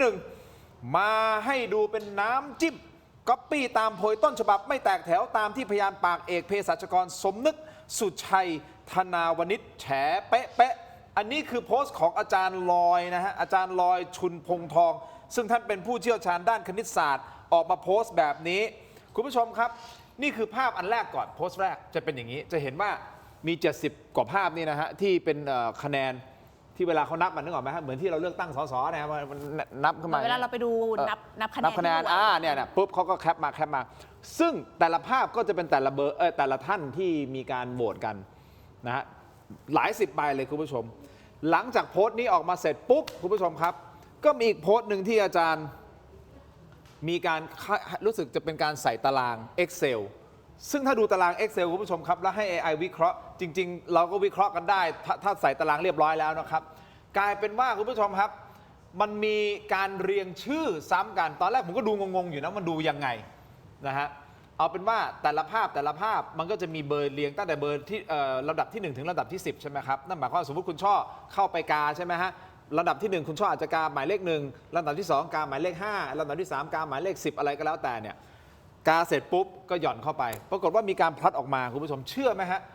สมมตินะเอาแค่เรา3คนปรากฏว่าอันดับที่1ถึงอันดับที่10ที่คุณช่อกาที่คุณช่อเขียน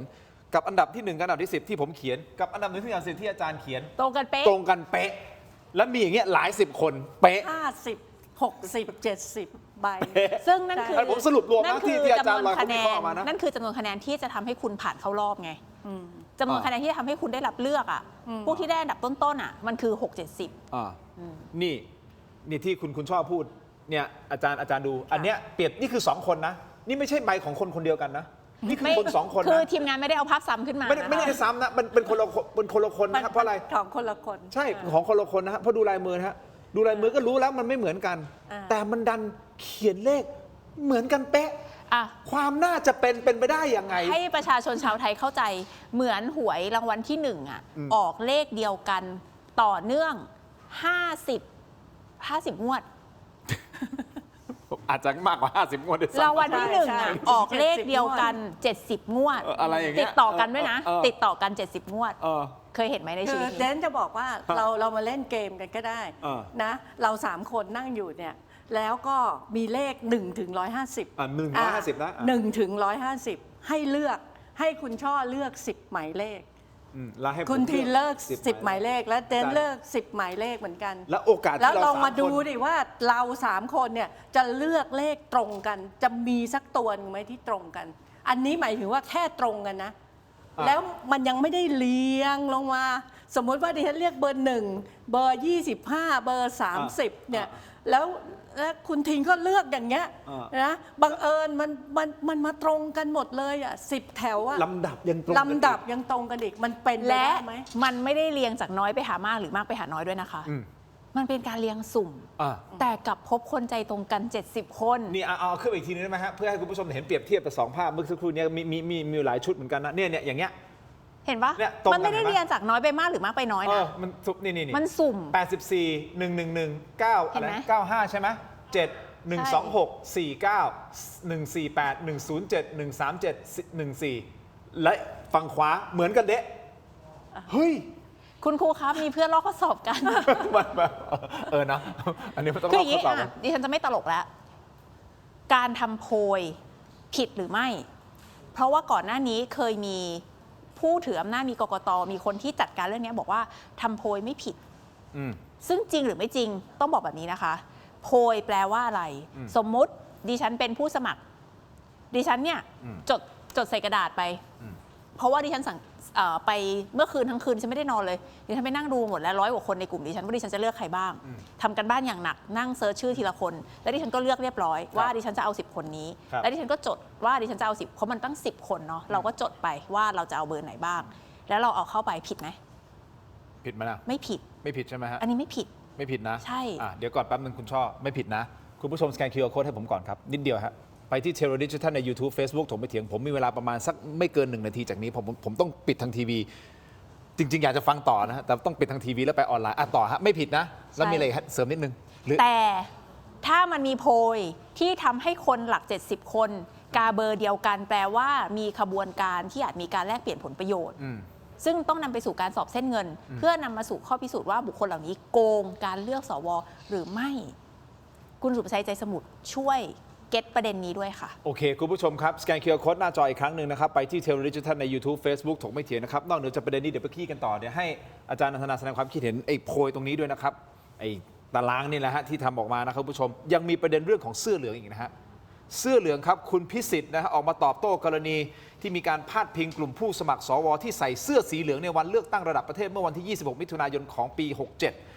ท่านพิสิทธิ์บอกว่าในช่วงเวลาดังกล่าวรัฐบาลมีแคมเปญรณรงค์ให้ประชาชนสวมเสื้อสีเหลืองเพื่อเฉลิมพระเกียรติในเดือนกรกฎาคมอยู่แล้ว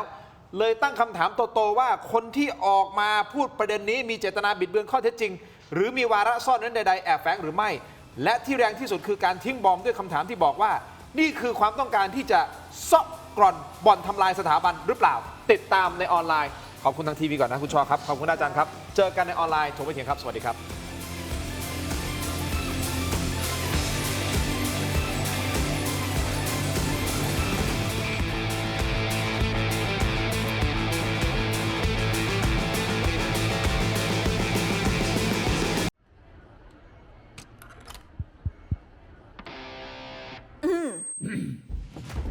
ไมบาซิน OTC รสส้มและรสมะนาว ยาอมบรรเทาอาการเจ็บคอ ช่วยระงับเชื้อในปากและลำคอ จากเกรเตอร์ฟาร์มาตรวจอ่านคำเตือนในฉลากก่อนใช้ยา กลับมากันต่อนะครับรายการถกไม่เถียงในช่วงของออนไลน์นะครับอยู่กับรองศาสตราจารย์ดรนันทนานันทวโรภาสนะครับสมาชิกวุฒิสภานะฮะท่านสวนะฮะท่านสวที่ไม่ใช่สวสายสีส้มนะฮะท่านบอกว่าสวอิสระนะฮะท่านยืนยันตรงนี้นะครับส่วนอีกท่านหนึงนะครับกรรมการบริหารคณะก้าวหน้านะครับคุณช่อพนิกาวานิชนะฮะมาพูดคุยวิเคราะห์การเมืองกันนะครับโดยประเด็นหลักที่เราพูดคุยกันอยู่ก็คือประเด็นของสวสำคัญนะครับคุณผู้ชมสำคัญมากๆครับเพราะว่าหลักฐานต่างๆที่มันออกมาณตอนนี้มีหลักฐานเพียงพอที่ให้เชื่อได้ว่าก็พอเนาะเพื่อที่จะให้กกตเนี่ยส่งไปที่ศาลฎีกาเพื่อให้ศาลท่านเป็นคนวินิจฉัยพิจารณาถูกต้อง เชื่อได้ว่า น่าจะมีการ น่าจะมีการโกง สว ใช่ เพราะฉะนั้นเนี่ยกกตก็ไม่ควรจะ ทำหน้าที่เป็นผู้วินิจฉัยหรือพิพากษาควรส่งให้ศาลแล้วประชาชนก็จะได้หายคลางแคลงใจกับบทบาทของกกตไงฮะเพราะว่าถ้ากกตตัดสินเองยกคำร้อง หรือว่าไม่ผิดทั้งหมดอะไรอย่างเงี้ยคนก็จะหันกลับมามอง แล้วกกตก็จะตกเป็นจำเลยของสังคมกกตควรจะส่งให้ศาลฎีกาแผนกเลือกตั้งเป็นผู้พิพากษา แล้วศาลว่ายังไงประชาชนก็ยอมรับตามนั้น แล้วอาจารย์คิดว่าทางกกตจะมองเห็นในสิ่งที่อาจารย์พูดไหมครับ ตอนนี้ก็ได้ยินมาเสียงลือเสียงเล่าอ้างมาบอกว่ามันจะมีคนที่ไม่ถูกยกคำร้องก็หมายความว่าจะถูกส่งไปศาลเนี่ยจำนวนหนึ่งเล็กๆเหมือนเป็นเครื่องสังเวยเพื่อที่จะให้มองว่ามีคนที่ทำผิดแต่ไม่มากเพื่อให้ลดข้อคอรหาแล้วทำให้คนมีความรู้สึกว่าอ๋ออันนี้ก็ได้ดำเนินการอย่างเต็มที่แล้วเพราะสิ่งหนึ่งที่กกตเขียนแล้วก็บอกออกมาเนี่ยบอกว่าอาจจะไปไม่สุดทางกกตพูดว่าอาจจะไปไม่สุดทางคำว่าไม่สุดทางเนี่ยเนื่องจากกรอบเวลามันบังคับภายในเดือนสิงหาคมคำว่าไม่สุดทางเนี่ยเราอาจจะไปตีความได้ว่าก็คืออาจจะไปไม่ถึงตัวใหญ่อาจจะไปไม่ถึงคนที่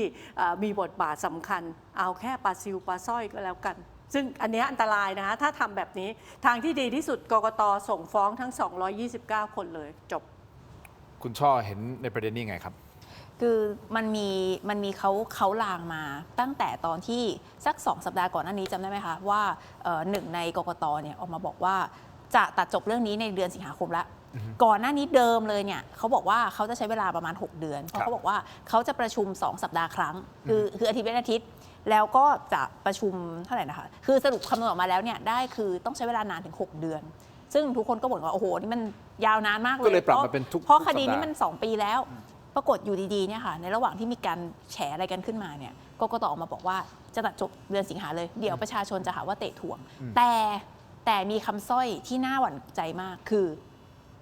แต่เลยทำให้การสอบสวนของกกตเนี่ยมันไปไม่สุดบางอย่างอยากจะสอบเพิ่มแต่ไม่มีเวลาแล้วมันได้แค่นี้ถ้าสอบไปมากกว่านี้เรียกพยานหาดูหลักฐานเพิ่มเนี่ยเดี๋ยวประชาชนจะหาว่าเตะถ่วงเพราะฉะนั้นเราจะตัดจบแล้วได้แค่ไหนแค่นั้นแล้วหลังจากนั้นอะไรอีกคะเมื่อวานนี้คุณสุประชัยใจสมุทรที่รักของดิฉันเนี่ยให้สัมภาษณ์กับคุณสรยุทธ์ขออภัยที่อ้างอิงข้ามช่องเพราะว่าคุณสรยุทธ์ไม่ยอมให้สัมภาษณ์รายการคุณนะคะ คุณสุประชัยบอกว่าถ้ามีใครทำก็เป็นเรื่องส่วนบุคคลเพราะพรรคได้ออกหนังสือมาแล้วว่าไม่เกี่ยวข้องก่อนหน้านี้จำได้ไหมคะช่วง2 ปีที่แล้วพรรคคุณชัยออกหนังสือมาว่าไม่ให้สมาชิกสสของพรรคเข้าไปมีส่วนเกี่ยวข้องกับการเลือกสวโดยเด็ดขาดอะไรประมาณนี้นะคะวันนี้คุณสุประชัยบอกเลยว่าถ้าใครทำเป็นเรื่องส่วนบุคคลไม่เกี่ยวกับพรรคจะมาลากพรรคให้บอกว่าไปถูกยุบพรรคยึดอะไรเนี่ยไม่ได้ทั้งหมดทั้งปวงนี้นะคะเราลองใช้สติของเราวิเคราะห์พิจารณาว่ามันกำลังไปสู่อะไรมันกำลังนำไปสู่สิ่งที่เรียกว่าฆ่าตัดตอนค่ะฆ่าตัดตอนอย่างเลือดเย็นดิฉันยกตัวอย่างเมื่อกี้ที่เราพูดไป2 กรณีของสวสรชาติหนองบัวลำพูสวสรชาติเนี่ยพูดเองว่าเคสที่บอกว่าเส้นเงินถึงเนี่ยที่โอนเงินมีผู้ช่วยของตัวเองเนี่ยโอนเงินไปให้กับผู้สมัครสวอันนี้ใช่หรือยังผังนี้ใช่นะคะ500,000 กว่าบาทเป็นผู้สมัครสวนะคะคนให้อันนี้เป็นการใช้หนี้ให้ยืมเงินค่ากระติบข้าวมันแพงขนาดนี้เลย3,000กระติบข้าวสารเส้นเงินเส้นทองไม่เป็นไรแต่ทั้งหมดทั้งปวงนี้บุคคลเหล่านี้คล้ายๆกับกรณีคุณสุบินทำไมคุณถึงมีเหตุที่จะต้องโอนเงินไปให้กับบรรดาผู้สมัครสวทั้งนั้นเลยทำไมมันถึงเฉพาะเจาะจงอยู่ในวงนี้นะคะคือเวลามันเป็นเส้นเงินแบบนี้คุณสรชาติเป็นใครคุณสรชาติพูดเองว่าเป็นเพื่อนคุณทรงศักดิ์นะคะเท่านั้นไม่พอคุณสรชาติมีคำพูดสำคัญก็คือบอกว่าผมไม่ได้เกี่ยวข้องกับขบวนการนี้ตั้งแต่แรกเพราะฉะนั้นแปลว่าอะไรแปลว่าคุณสรชาติรู้ว่าขบวนการนี้มันมีอยู่ตั้งแต่แรกและมันคือขบวนการอะไรคำถามถ้าคุณสรชาติถูกตัดตอนไม่มีการสืบต่อคนสืบคุณสุรชาติคนสอบคุณสรชาติเนี่ยต้องโดน157ไหมคะว่าเขาพูดมาขนาดนี้แล้วคุณไม่สอบเขาต่อแล้วว่าไอ้ขบวนการที่เขาพูดถึงมันคืออะไรกรณีคุณสุบิน คุณสุบินเนี่ยเป็นใครคุณสุบินเป็นผู้ช่วยสส อืม ของพรรคภูมิใจไทย ครับ จังหวัดสุราษฎร์ธานี สุราษฎร์ นะคะ เคสนี้สุราษฎร์เนี่ย เคสสุราษฎร์ นี่ย เคสเมื่อกี้นะคะที่บอกว่าค่าปุ๋ยค่าอะไรสวนทุเรียนค่าซื้ออะไรต่างๆ อ่า แบบนี้นะคะคำถามคุณสุบินเป็นผู้ช่วยสสพรรคภูมิใจไทย คุณสุบินทำสสคนนี้และพรรคไม่รู้เรื่อง อืม พรรคภูมิใจไทยที่ขึ้นชื่อเรื่องประสิทธิภาพในการบริหารจัดการภายในพรรคเหรอ ครั คะ บ ที่จะปล่อยให้ผู้ช่วยสสไปทำเรื่องนี้ โดยที่พรรคและสสไม่รู้เรื่องดิฉันนี่มีความเชื่อใจและศรัทธาในกระบวนการของพรรคภูมิใจไทยมาก ว่าพรรคภูมิใจไทยมีประสิทธิภาพในการบริหาร อืม แต่ปล่อยให้ผู้ช่วยสส ครับ มาทำคำถาม แล้วคุณสุบินศักดาเนี่ยทำไปด้วยผลประโยชน์อะไร ตัวคุณสุบินมีความใฝ่ฝันอยากจะส่งใครขึ้นไปเป็นสวเหรอคะเป็นผู้ช่วยสสนี่ดิฉันไม่ได้ดูถูกวิชาชีพหรืออะไรนะ แต่ว่าคือคุณสุบินน่ะเหรอคะจะทำไปด้วยความทะยานอยากหรือความต้องการส่วนตัวของตัวเอง มันก็เลยหลายอย่าง แล้วถ้ามันมีการตัดตอนที่คุณสุบิน ครับ หรือแม้แต่ตัดตอนที่ตัวสสที่คุณสุบินเป็นผู้ช่วยคำถามคือ อันนี้คุณสุประชัยก็จะพูดง่ายๆแบบนี้เลยใช่ไหมคะว่าสสคนนี้ทำเองพรรคไม่เกี่ยวข้อง ก็ยัง ทั้งที่แพทเทิร์นเหล่านี้พบทั่วประเทศ ก็อย่างที่อาจารย์นันทนาตั้งข้อสังเกตว่ามีโอกาสที่จะหยุดอยู่แค่ไม่กี่คน แล้วก็จบไม่ถึง last boss ใช้คำของวัยรุ่นนิดนึงนะไม่ถึง last boss อย่างนั้นถูกต้องไหมอาจารย์ ใช่ นันทนา ก็ ที่ คือ ำลังจะ เป็น พูด เครื่องสังเวยเล็ก แล้วมันก็ ๆ จะจบอยู่ น้ แค่ อย นั้น ๆแล้วก็จบก็ทุกกรณีที่เราเจอมาไม่ว่าจะเป็นเรื่องสอบไอ้ข้าราชการท้องถิ่นทุจริตสอบข้าราชการมันถึงอธิบดีไหมฮะมันถึงปลัดไหมฮะมันถึงรัฐมนตรีไหมฮะมันไม่ถึงสุดท้ายแล้วเนี่ยเดนก็คิดว่ามันจะมีคนที่ถูกสังเวยที่เป็น โอเค คนที่สีน้ำเงินอ่อนๆไม่ใช่เนื้อแท้อะไรประมาณ อะไร นี้ แบบฮาเลคิรีอย่างนี้ยอม ก็ ยอม ก็มันจำเป็นเพราะว่า ใช่ ตามที่พยานเนี่ย โอเค เขาออกมาให้ข้อมูลเนี่ยผู้ที่ดำรงตำแหน่งสวเนี่ยในกลุ่มเนี้ยเขียนใบลาออกไว้หมดเรียบร้อยแล้ว ถ้าหือ ถ้าหือ เขาก็ ถ้า ยื่น หือ ใบลาออก โอเค เพราะฉะนั้นเนี่ยมีโอกาสที่จะลุกขึ้นมาแล้วบอกว่าฉันไม่ยอมเป็นเครื่องสังเวยคงไม่มีคงจะต้องเป็นไปตามนั้น แต่ว่าถ้ามันน้อยมากเนี่ยคนก็จะมองแล้วว่า อันนี้พยายามที่จะรักษาองค์ประชุมเพื่อที่จะดำเนินการในการที่จะใส่องค์กรอิสระต่อไปหรือเปล่า ที่สิ่งที่อาจารย์นันทนาพูดนะครับก็ไปสอดคล้องกับสิ่งที่ศาสตราจารย์ดรสิริพันธ์นกสวนสวัสดี ท่านตั้งประเด็นเอาไว้น่าสนใจนะ เดี๋ยวจะช่วยกันวิเคราะห์กันนิดนึงนะครับ คืออาจารย์ได้ประเมินสถานการณ์ว่าหากมีกระบวนการตัดตอนคดีหัวสวเพื่อรักษาเสียงข้างมากในสภาสูงเอาไว้1 ใน 3นี่นะครับสุดท้ายแล้วอาจจะมีการเชือดสวส่งฟ้องศาลประมาณ66 คน แล้วให้สวสำรองเนี่ยเลื่อนขึ้นมาทำหน้าที่แทน ทั้งสองท่านคิดว่าเป็นไปได้ไหมฮะเชือดสว66 คน เพราะขนาดสว2 คนที่เขาค้าหมูค้าก๋วยเตี๋ยวเนี่ยก็ยังยกคำร้องเลย แต่ 66 คนมันเป็นไปได้ไหมคุณช่อคิดว่า โอ้ย ที่อาจารย์สิริพันธ์ 66 คนเนี่ยไม่น่าจะถึงคือส่งฟ้องเท่าไหร่แล้วโดนเท่าไหร่ก็อาจจะเป็นคนละตัวเลขกันแต่อันนี้เราคงไม่ไปวิพากษ์วิจารณ์เพราะนี่ขึ้นอยู่กับดุลพินิจของศาลนะ ครั คะ บ แต่ว่า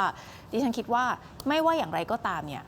สาระสำคัญของเรื่องนี้เนี่ยดิฉันคิดว่า priority อันดับหนึ่งของฝั่งน้ำเงินเนี่ยคือรักษาพรรคให้รอดคืออย่าให้มันไปถึงยุบพรรคมีโอกาสที่ยุบพรรค มีคำถามว่ามันจะไปถึงยุบพรรคได้หรือไม่อย่างไรดิฉันคิดว่าจริงๆประเด็นที่สุ่มเสี่ยงที่สุดเนี่ยคือเรื่องการแอบอ้างสถาบัน เพราะว่าพยานหลายๆ คนเนี่ยออกมาให้การชัดเจนมากว่ามีการอ้างว่าเบื้องบนสั่งดิฉันพูดตามพยานนะบอกว่าใช้คำว่าเบื้องบนสั่งให้มาจัดการในพวกส้ม ซึ่งทำให้เขาเนี่ยเอะใจว่าเฮ้ยคือตอนนั้นมันก่อนเลือกตั้งเนาะมันเป็นช่วงเวลาที่ข้อแรกพยานเนี่ยเขาเป็นคนที่ทำงานในโครงการพระราชดำริก็คืออยู่ใกล้ชิดกับบุคคลในแวดวงที่ทำงานกับทางวัง ครับ เขารู้สึกว่าคำพูดแบบนี้มันไม่สมควรหรือเปล่า คุณมาทำเรื่องพูดง่ายๆคุณมาทำเรื่องหัวกันโกงกันเนี่ยแต่คุณมาอ้างว่าเบื้องบนเป็นคนสั่งให้มาทำแถมมีการให้เงินให้ทองอะไรกันอีกเนี่ยมันไม่สมควรอย่างแรง แล้วก็ไม่ได้มีพยานแค่ปากเดียว ที่ให้การว่ามีการแอบอ้างว่า นี่คือพยานเป็นคนให้ ใช่ คำให้การอย่างนี้เลย ใช่ข้างบนสั่งให้มานี่จริงๆแล้วพยานพูดเป็นสาธารณะนะคะดิฉันคิดว่าแล้วก็ไปออกทีวีหลายช่องแล้วด้วยดิฉันคิดว่าลองไปตามฟังกันดูก็ได้นะคะท่านที่ให้การเนี่ยมาจากนครศรีธรรมราชท่านก็บอกว่าเนี่ยผมได้ยินแล้วก็จริงๆ ตอนนี้มันก็ปรากฏชื่อคนพูดออกมาแล้วด้วยว่า ครับ คนที่พูดเนี่ยก็คือคุณพ่อของรัฐมนตรีโกแพหรือจำชื่อคุณวรสิทธิ์เลียงประสิทธิ์ใช่ไหมคะ ก็คือโกเกียรติพ่อโกแพรนะคะที่เป็นคนที่พูดเรื่องนี้อันนี้ตามคำกล่าวหานะคะเพราะฉะนั้นเนี่ยเรื่องนี้เนี่ยจึงมีความสุ่มเสี่ยงดิฉันพูดอีกครั้งดิฉันไม่ได้เห็นด้วยกับเรื่องของการยุบพรรคแต่ถ้าเราดูตามหน้าเกมการเมืองเนี่ยสิ่งที่ทางน้ำเงินกำลังกังวลมากที่สุดตอนนี้คือเรื่องโดนถึงยุบพรรคคือยุบพรรคนี่มันไม่สำคัญหรอกความสำคัญคือยุบพรรคไม่ได้ยุบพรรคอย่างเดียวมันตัดสิทธิกรรมการบริหารนึกภาพออกไหมคะไอ้เรื่องใหญ่จริงๆเนี่ยคือเรื่องของการตัดสิทธิกรรมการบริหารนะคะเพราะฉะนั้นเนี่ยจึงเป็นเรื่องสำคัญส่วนเรื่องของการรักษาเสียงข้างมากของสวดิฉันคิดว่าสำคัญสำหรับพวกเขาไหมก็สำคัญแหละเพราะเขาก็ใช้ประโยชน์อย่างเต็มที่กับการกุมเสียงข้างมากในสวทั้งเรื่องของการออกกฎหมายรับใช้ทงทุนอะไรต่างๆเรื่องการตั้งองค์กรอิสระต่างๆแต่ว่า priority เป้าหมายสำคัญอันดับหนึ่งก็คงเป็นการรักษาพรรคแล้วก็พร้อมที่จะตัดใครก็ได้ถ้ามันต้องเกินเลยจนทำให้สูญเสียความมีเสถียรภาพภายในสภาสูงไปบ้างเนี่ยดิฉันคิดว่าเขาก็คงตัดอีกอย่างหนึ่งมันเป็นเรื่องจำเป็นอย่างอาจารย์ธนาบอกอะคือบางทีถ้าเส้นเงินมันไปถึงแล้วมันไม่รอดหรอกมันไม่รอดอยู่แล้วนะคะถ้ารอดนี่มันก็เกินไปครับพูดถึงเบื้องบนคุณผู้ชมครับผมขออนุญาตนิดนึงครับท่านสวพิสิทธิ์อภิวัฒนาพงศ์ท่านเป็นโฆษกวิปวุฒิสภาคือท่านออกมาตอบโต้แหละกับประเด็นที่มันเกิดขึ้นตอบโต้คุณไอติมตอบโต้ทุกคนนะฮะที่อยู่อีกฝั่งหนึ่งที่กล่าวหาว่ามีการหัวสวนะครับท่านนี้แหละฮะคือท่านพิสิทธิ์นะครับท่านก็พูดนะครับบอกว่ากรณีที่มีการพาดพิงกลุ่มผู้สมัครสวที่ใส่เสื้อสีเหลืองในวันเลือกตั้งระดับประเทศเมื่อวันที่ 26 มิถุนายน ปี 67 นั้นท่านสวพิสิทธิ์ได้ชี้แจงบอกว่าในช่วงเวลาดังกล่าวรัฐบาลได้มีแคมเปญรณรงค์ให้ประชาชนสวมเสื้อสีเหลืองเพื่อเฉลิมพระเกียรติในเดือนกรกฎาคมอยู่แล้วท่านพิสิทธิ์ก็เลยตั้งข้อสงสัยตั้งข้อสังเกตตัวบอกว่าการออกมากล่าวหาเช่นนี้มีเจตนาบิดเบือนข้อเท็จจริงหรือมีวาระซ่อนเร้นใดๆแอบแฝงหรือไม่และที่แรงที่สุดก็คือการทิ้งบอมด้วยคำถามโตที่ถามว่านี่คือความต้องการที่จะเซาะกร่อนบ่อนทำลายสถาบันหรือไม่โอ้โหยังไม่หยุดยังไม่หยุดไม่อันนี้ท่านพูดใช่ไหมล่ะแขนล้าไหมคือแขนเนี่ยล้าไหมทำไมฮะเวทเทรนนิ่งเวทเทรนนิ่งคือเรื่องนี้เนี่ยโหดบาเยอะตอบสั้นๆแล้วกัน อาจารย์นันทนาตอบสั้นๆดูปากเดียวนะคะอย่าโหนค่ะประชาชนเขาดูออกค่ะ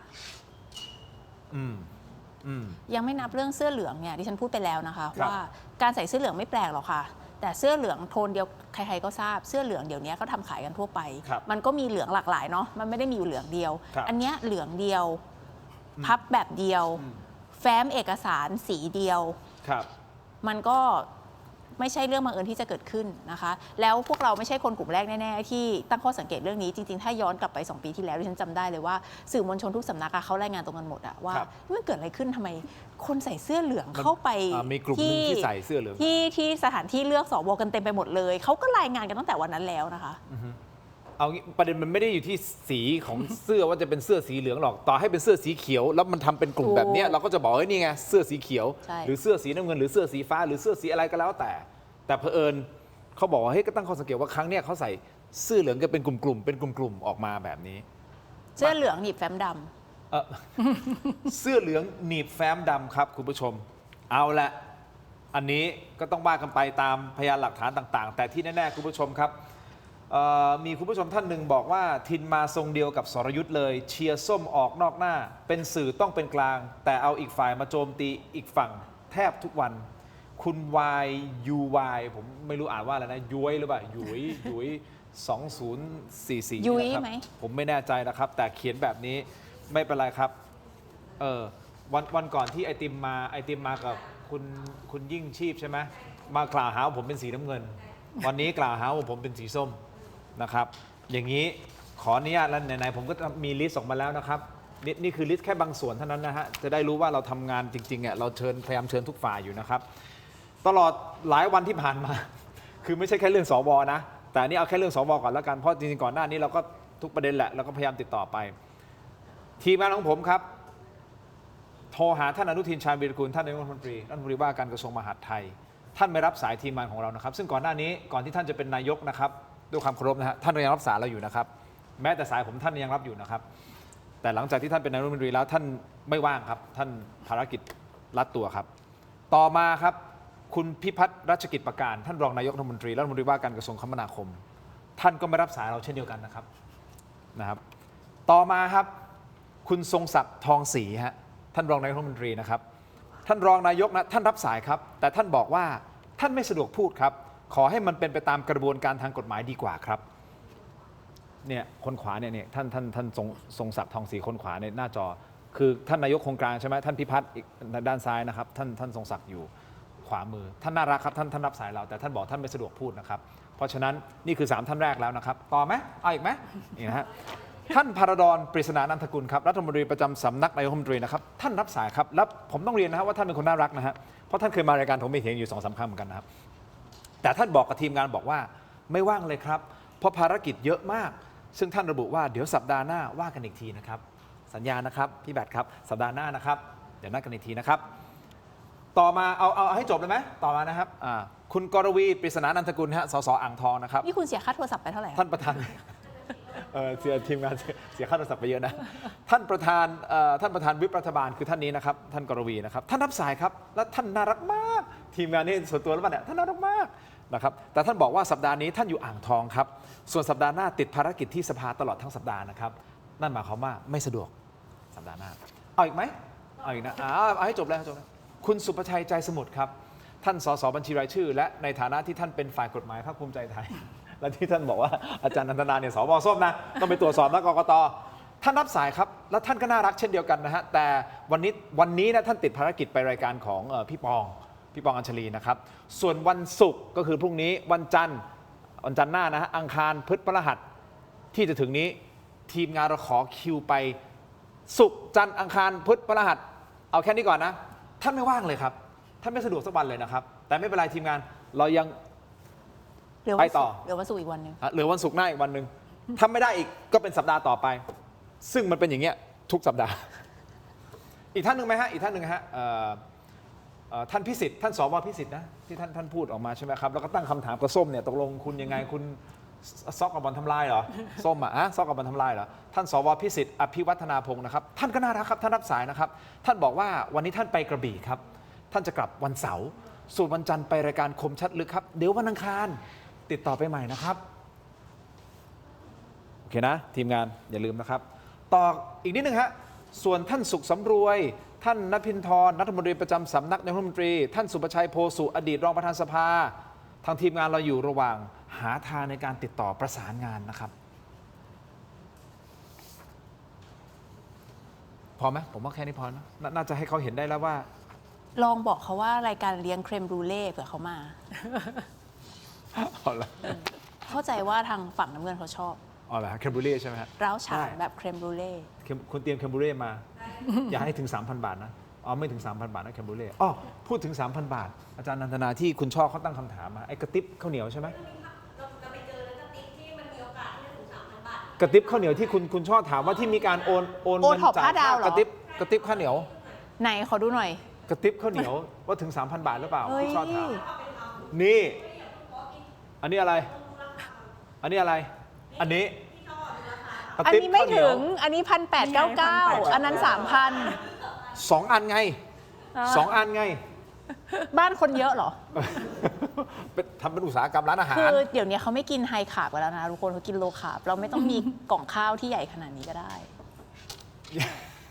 ทีมงานไปหามาเอางี้คุณผู้ชมให้ความเป็นธรรมนะคุณผู้ชมครับท่านนายกรัฐมนตรีเมื่อเช้านี้ตอน 8 โมงเช้านะครับที่ทำเนียบรัฐบาลนะผู้สื่อข่าวไปเจอใช่ไหมอาจารย์นันทนาก็ไปถามแหละหลายประเด็นเลยถามท่านนายกใช่ไหมครับหนึ่งในประเด็นคือประเด็นสวท่านพูดว่ายังไงฟังครับคุณสุประชัยท่านก็ทำหน้าที่ของท่านนายกขอเรียนถามนะครับคุณสุประชัยเขาเรียกร้องกต.ให้ตรวจสอบทางกลุ่มสีส้มคืนนี้ครับคุณสุประชัยท่านก็ทำหน้าที่ของท่านในฐานะที่ท่านเป็นผู้รับผิดชอบทางด้านกฎหมายของพรรคภูมิใจไทยถ้าเห็นว่ามีช่องก็แบบก็ไปเขียวมันเป็นหน้าที่ของท่านที่จะต้องทำความถูกต้องให้เกิดขึ้นเพราะว่าถ้ามันมีคดีความอะไรต่างๆขึ้นมานะพรรคที่ท่านรับผิดชอบก็ต้องสถานะของสมาชิกพรรคนะครับต้องได้รับการปกป้องนะครับแล้วก็ชี้แจงสิ่งที่มันเป็นความจริงให้กับพี่น้องประชาชนเราเปิดเผยหมดทุกอย่างรัฐบาลที่เปิดเผยหมดทุกอย่างอยู่แล้วผู้สื่อข่าวยังบอกผมพูดมากเกินไปด้วยซ้ำเพราะผมเปิดเผยไงจริงๆแล้ว จุดตัดเรื่องนี้คือมันอยู่ที่เรื่องเส้นเงินหรือเปล่าฮะ เวลาคดีมันอยู่ในกระบวนการแล้ว โดยเฉพาะยิ่งผมก็ถูกกล่าวหาว่ามีส่วนเกี่ยวข้องในรูปคดี เพราะฉะนั้นผู้สื่อข่าวต้องไม่ถามกับผม เพราะว่าพอพูดออกไปมันก็อาจจะเสียรูปคดี แล้วก็ไม่เกิดประโยชน์อะไร ทุกอย่างอยู่ในกระบวนการ ไม่ว่าจะเป็นกระบวนการยุติธรรมผ่านองค์กรไหนก็ตามนะครับ กระบวนการทั้งหลายมันก็ดำเนินหน้าไปเราเคารพกฎหมายเท่านั้นเองไม่ต้องไปใส่ร้ายใครนะครับ ก็เป็นไปตามกระบวนท่านสุประชัยใจสมุทรท่านก็มีหน้าที่เป็นฝ่ายกฎหมายก็ต้องดำเนินการต่อไป แต่นายกไฟเขียวไงคะซึ่งตรงนี้เดนคิดว่าบุคคลสาธารณะเนี่ยต้องยอมรับการตรวจสอบแล้วก็การวิพากษ์วิจารณ์ได้ ถ้าเผื่อคุณมาเป็นนักการเมือง ครับ แล้วคุณก็ไม่อยากให้ใครวิพากษ์วิจารณ์คุณอยู่บ้านนอนเลย ไม่มีใครไปยุ่งกับคุณ แต่ถ้าเผื่อคุณออกมาแล้วคุณสมัครรับเลือกตั้ง คุณเป็นสสคุณเป็นรัฐมนตรีคุณเป็นนายก แล้วคุณบอกว่าอย่ามาวิพากษ์วิจารณ์ฉันถ้าวิจารณ์ฉันจะฟ้อง ประชาชนจะรู้สึกยังไง คุณตรวจสอบไม่ได้เหรอ คนที่เขามาให้ข้อมูลเนี่ยก็คือเขาต้องการที่จะให้นักการเมืองเนี่ยได้ถูกตรวจสอบให้สังคมช่วยกันตรวจสอบ ถ้าเผื่อส่งสารไปแล้วเนี่ยศาลบอกว่าคุณบริสุทธิ์อันนี้คุณก็สบายเลย แล้วก็ประชาชนก็จะยอมรับนับถือ ครับ แต่ถ้าเผื่อว่าเริ่มต้นจากการที่เขาบอกว่าต้องตรวจสอบนายกแล้วนายกบอกว่างั้นฟ้องเลย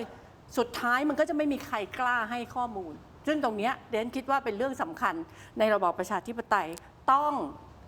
บุคคลสาธารณะต้องตรวจสอบได้ แล้วอย่าฟ้องปิดปาก คุณชอบมีอะไรจะเสริมในประเด็นนี้ไหมครับคุณชอบก็เป็นสื่อมาก่อนหน้านี้ถูกต้องไหมครับ คือดิฉันเนี่ยตั้งข้อสังเกตมาสักพักหนึ่งแล้วว่ารัฐบาลนี้จริงๆต้องเรียกว่าพรรคภูมิใจไทยพรรคภูมิใจไทยเนี่ยมีพฤติกรรมฟ้องปิดปากอย่างชัดเจนโจ่งแจ้ง แล้วก่อนหน้านี้เนี่ยจะบอกว่าก่อนหน้านี้ยังพอทำเนาก็ไม่ใช่นะมันไม่ควรจะเกิดขึ้น แต่แม้แต่มีแนวของอดีตประธานศาลฎีกาออกมาแล้วว่าไม่ให้มีการฟ้องสแลปเกิดขึ้นมันไม่ใช่แค่รกโรงรกศาลอย่างเดียวอันนี้เขาเรียกว่าการใช้กระบวนการยุติธรรมในทางมิชอบนะคะแล้วหนึ่งในแนวที่อดีตประธานศาลฎีกาได้ให้ไว้ก่อนที่ท่านจะพ้นจากตำแหน่งเนี่ยหนึ่งในนั้นเลยคือการกระจายฟ้องแยกฟ้องซึ่งตอนนี้สิ่งที่ทางพรรคภูมิใจไทยกำลังทำแม้แต่คุณพระดอนซึ่งเดิมบอกว่าไม่ฆ่าน้องไม่ฟ้องนายไม่ขายเพื่อนไม่ฟ้องคุณยิ่งชีพเพราะว่าเป็นศิษย์เก่าสวนกุหลาบด้วยกันองค์กรลับ OSK นะคะสุดท้ายก็บอกว่าจะต้องไปฟ้องอันนี้มันชัดเจนว่าแปลว่ามีการสั่งการหรือว่ามีการให้แนวทางจากทางพรรคหรือไม่ว่า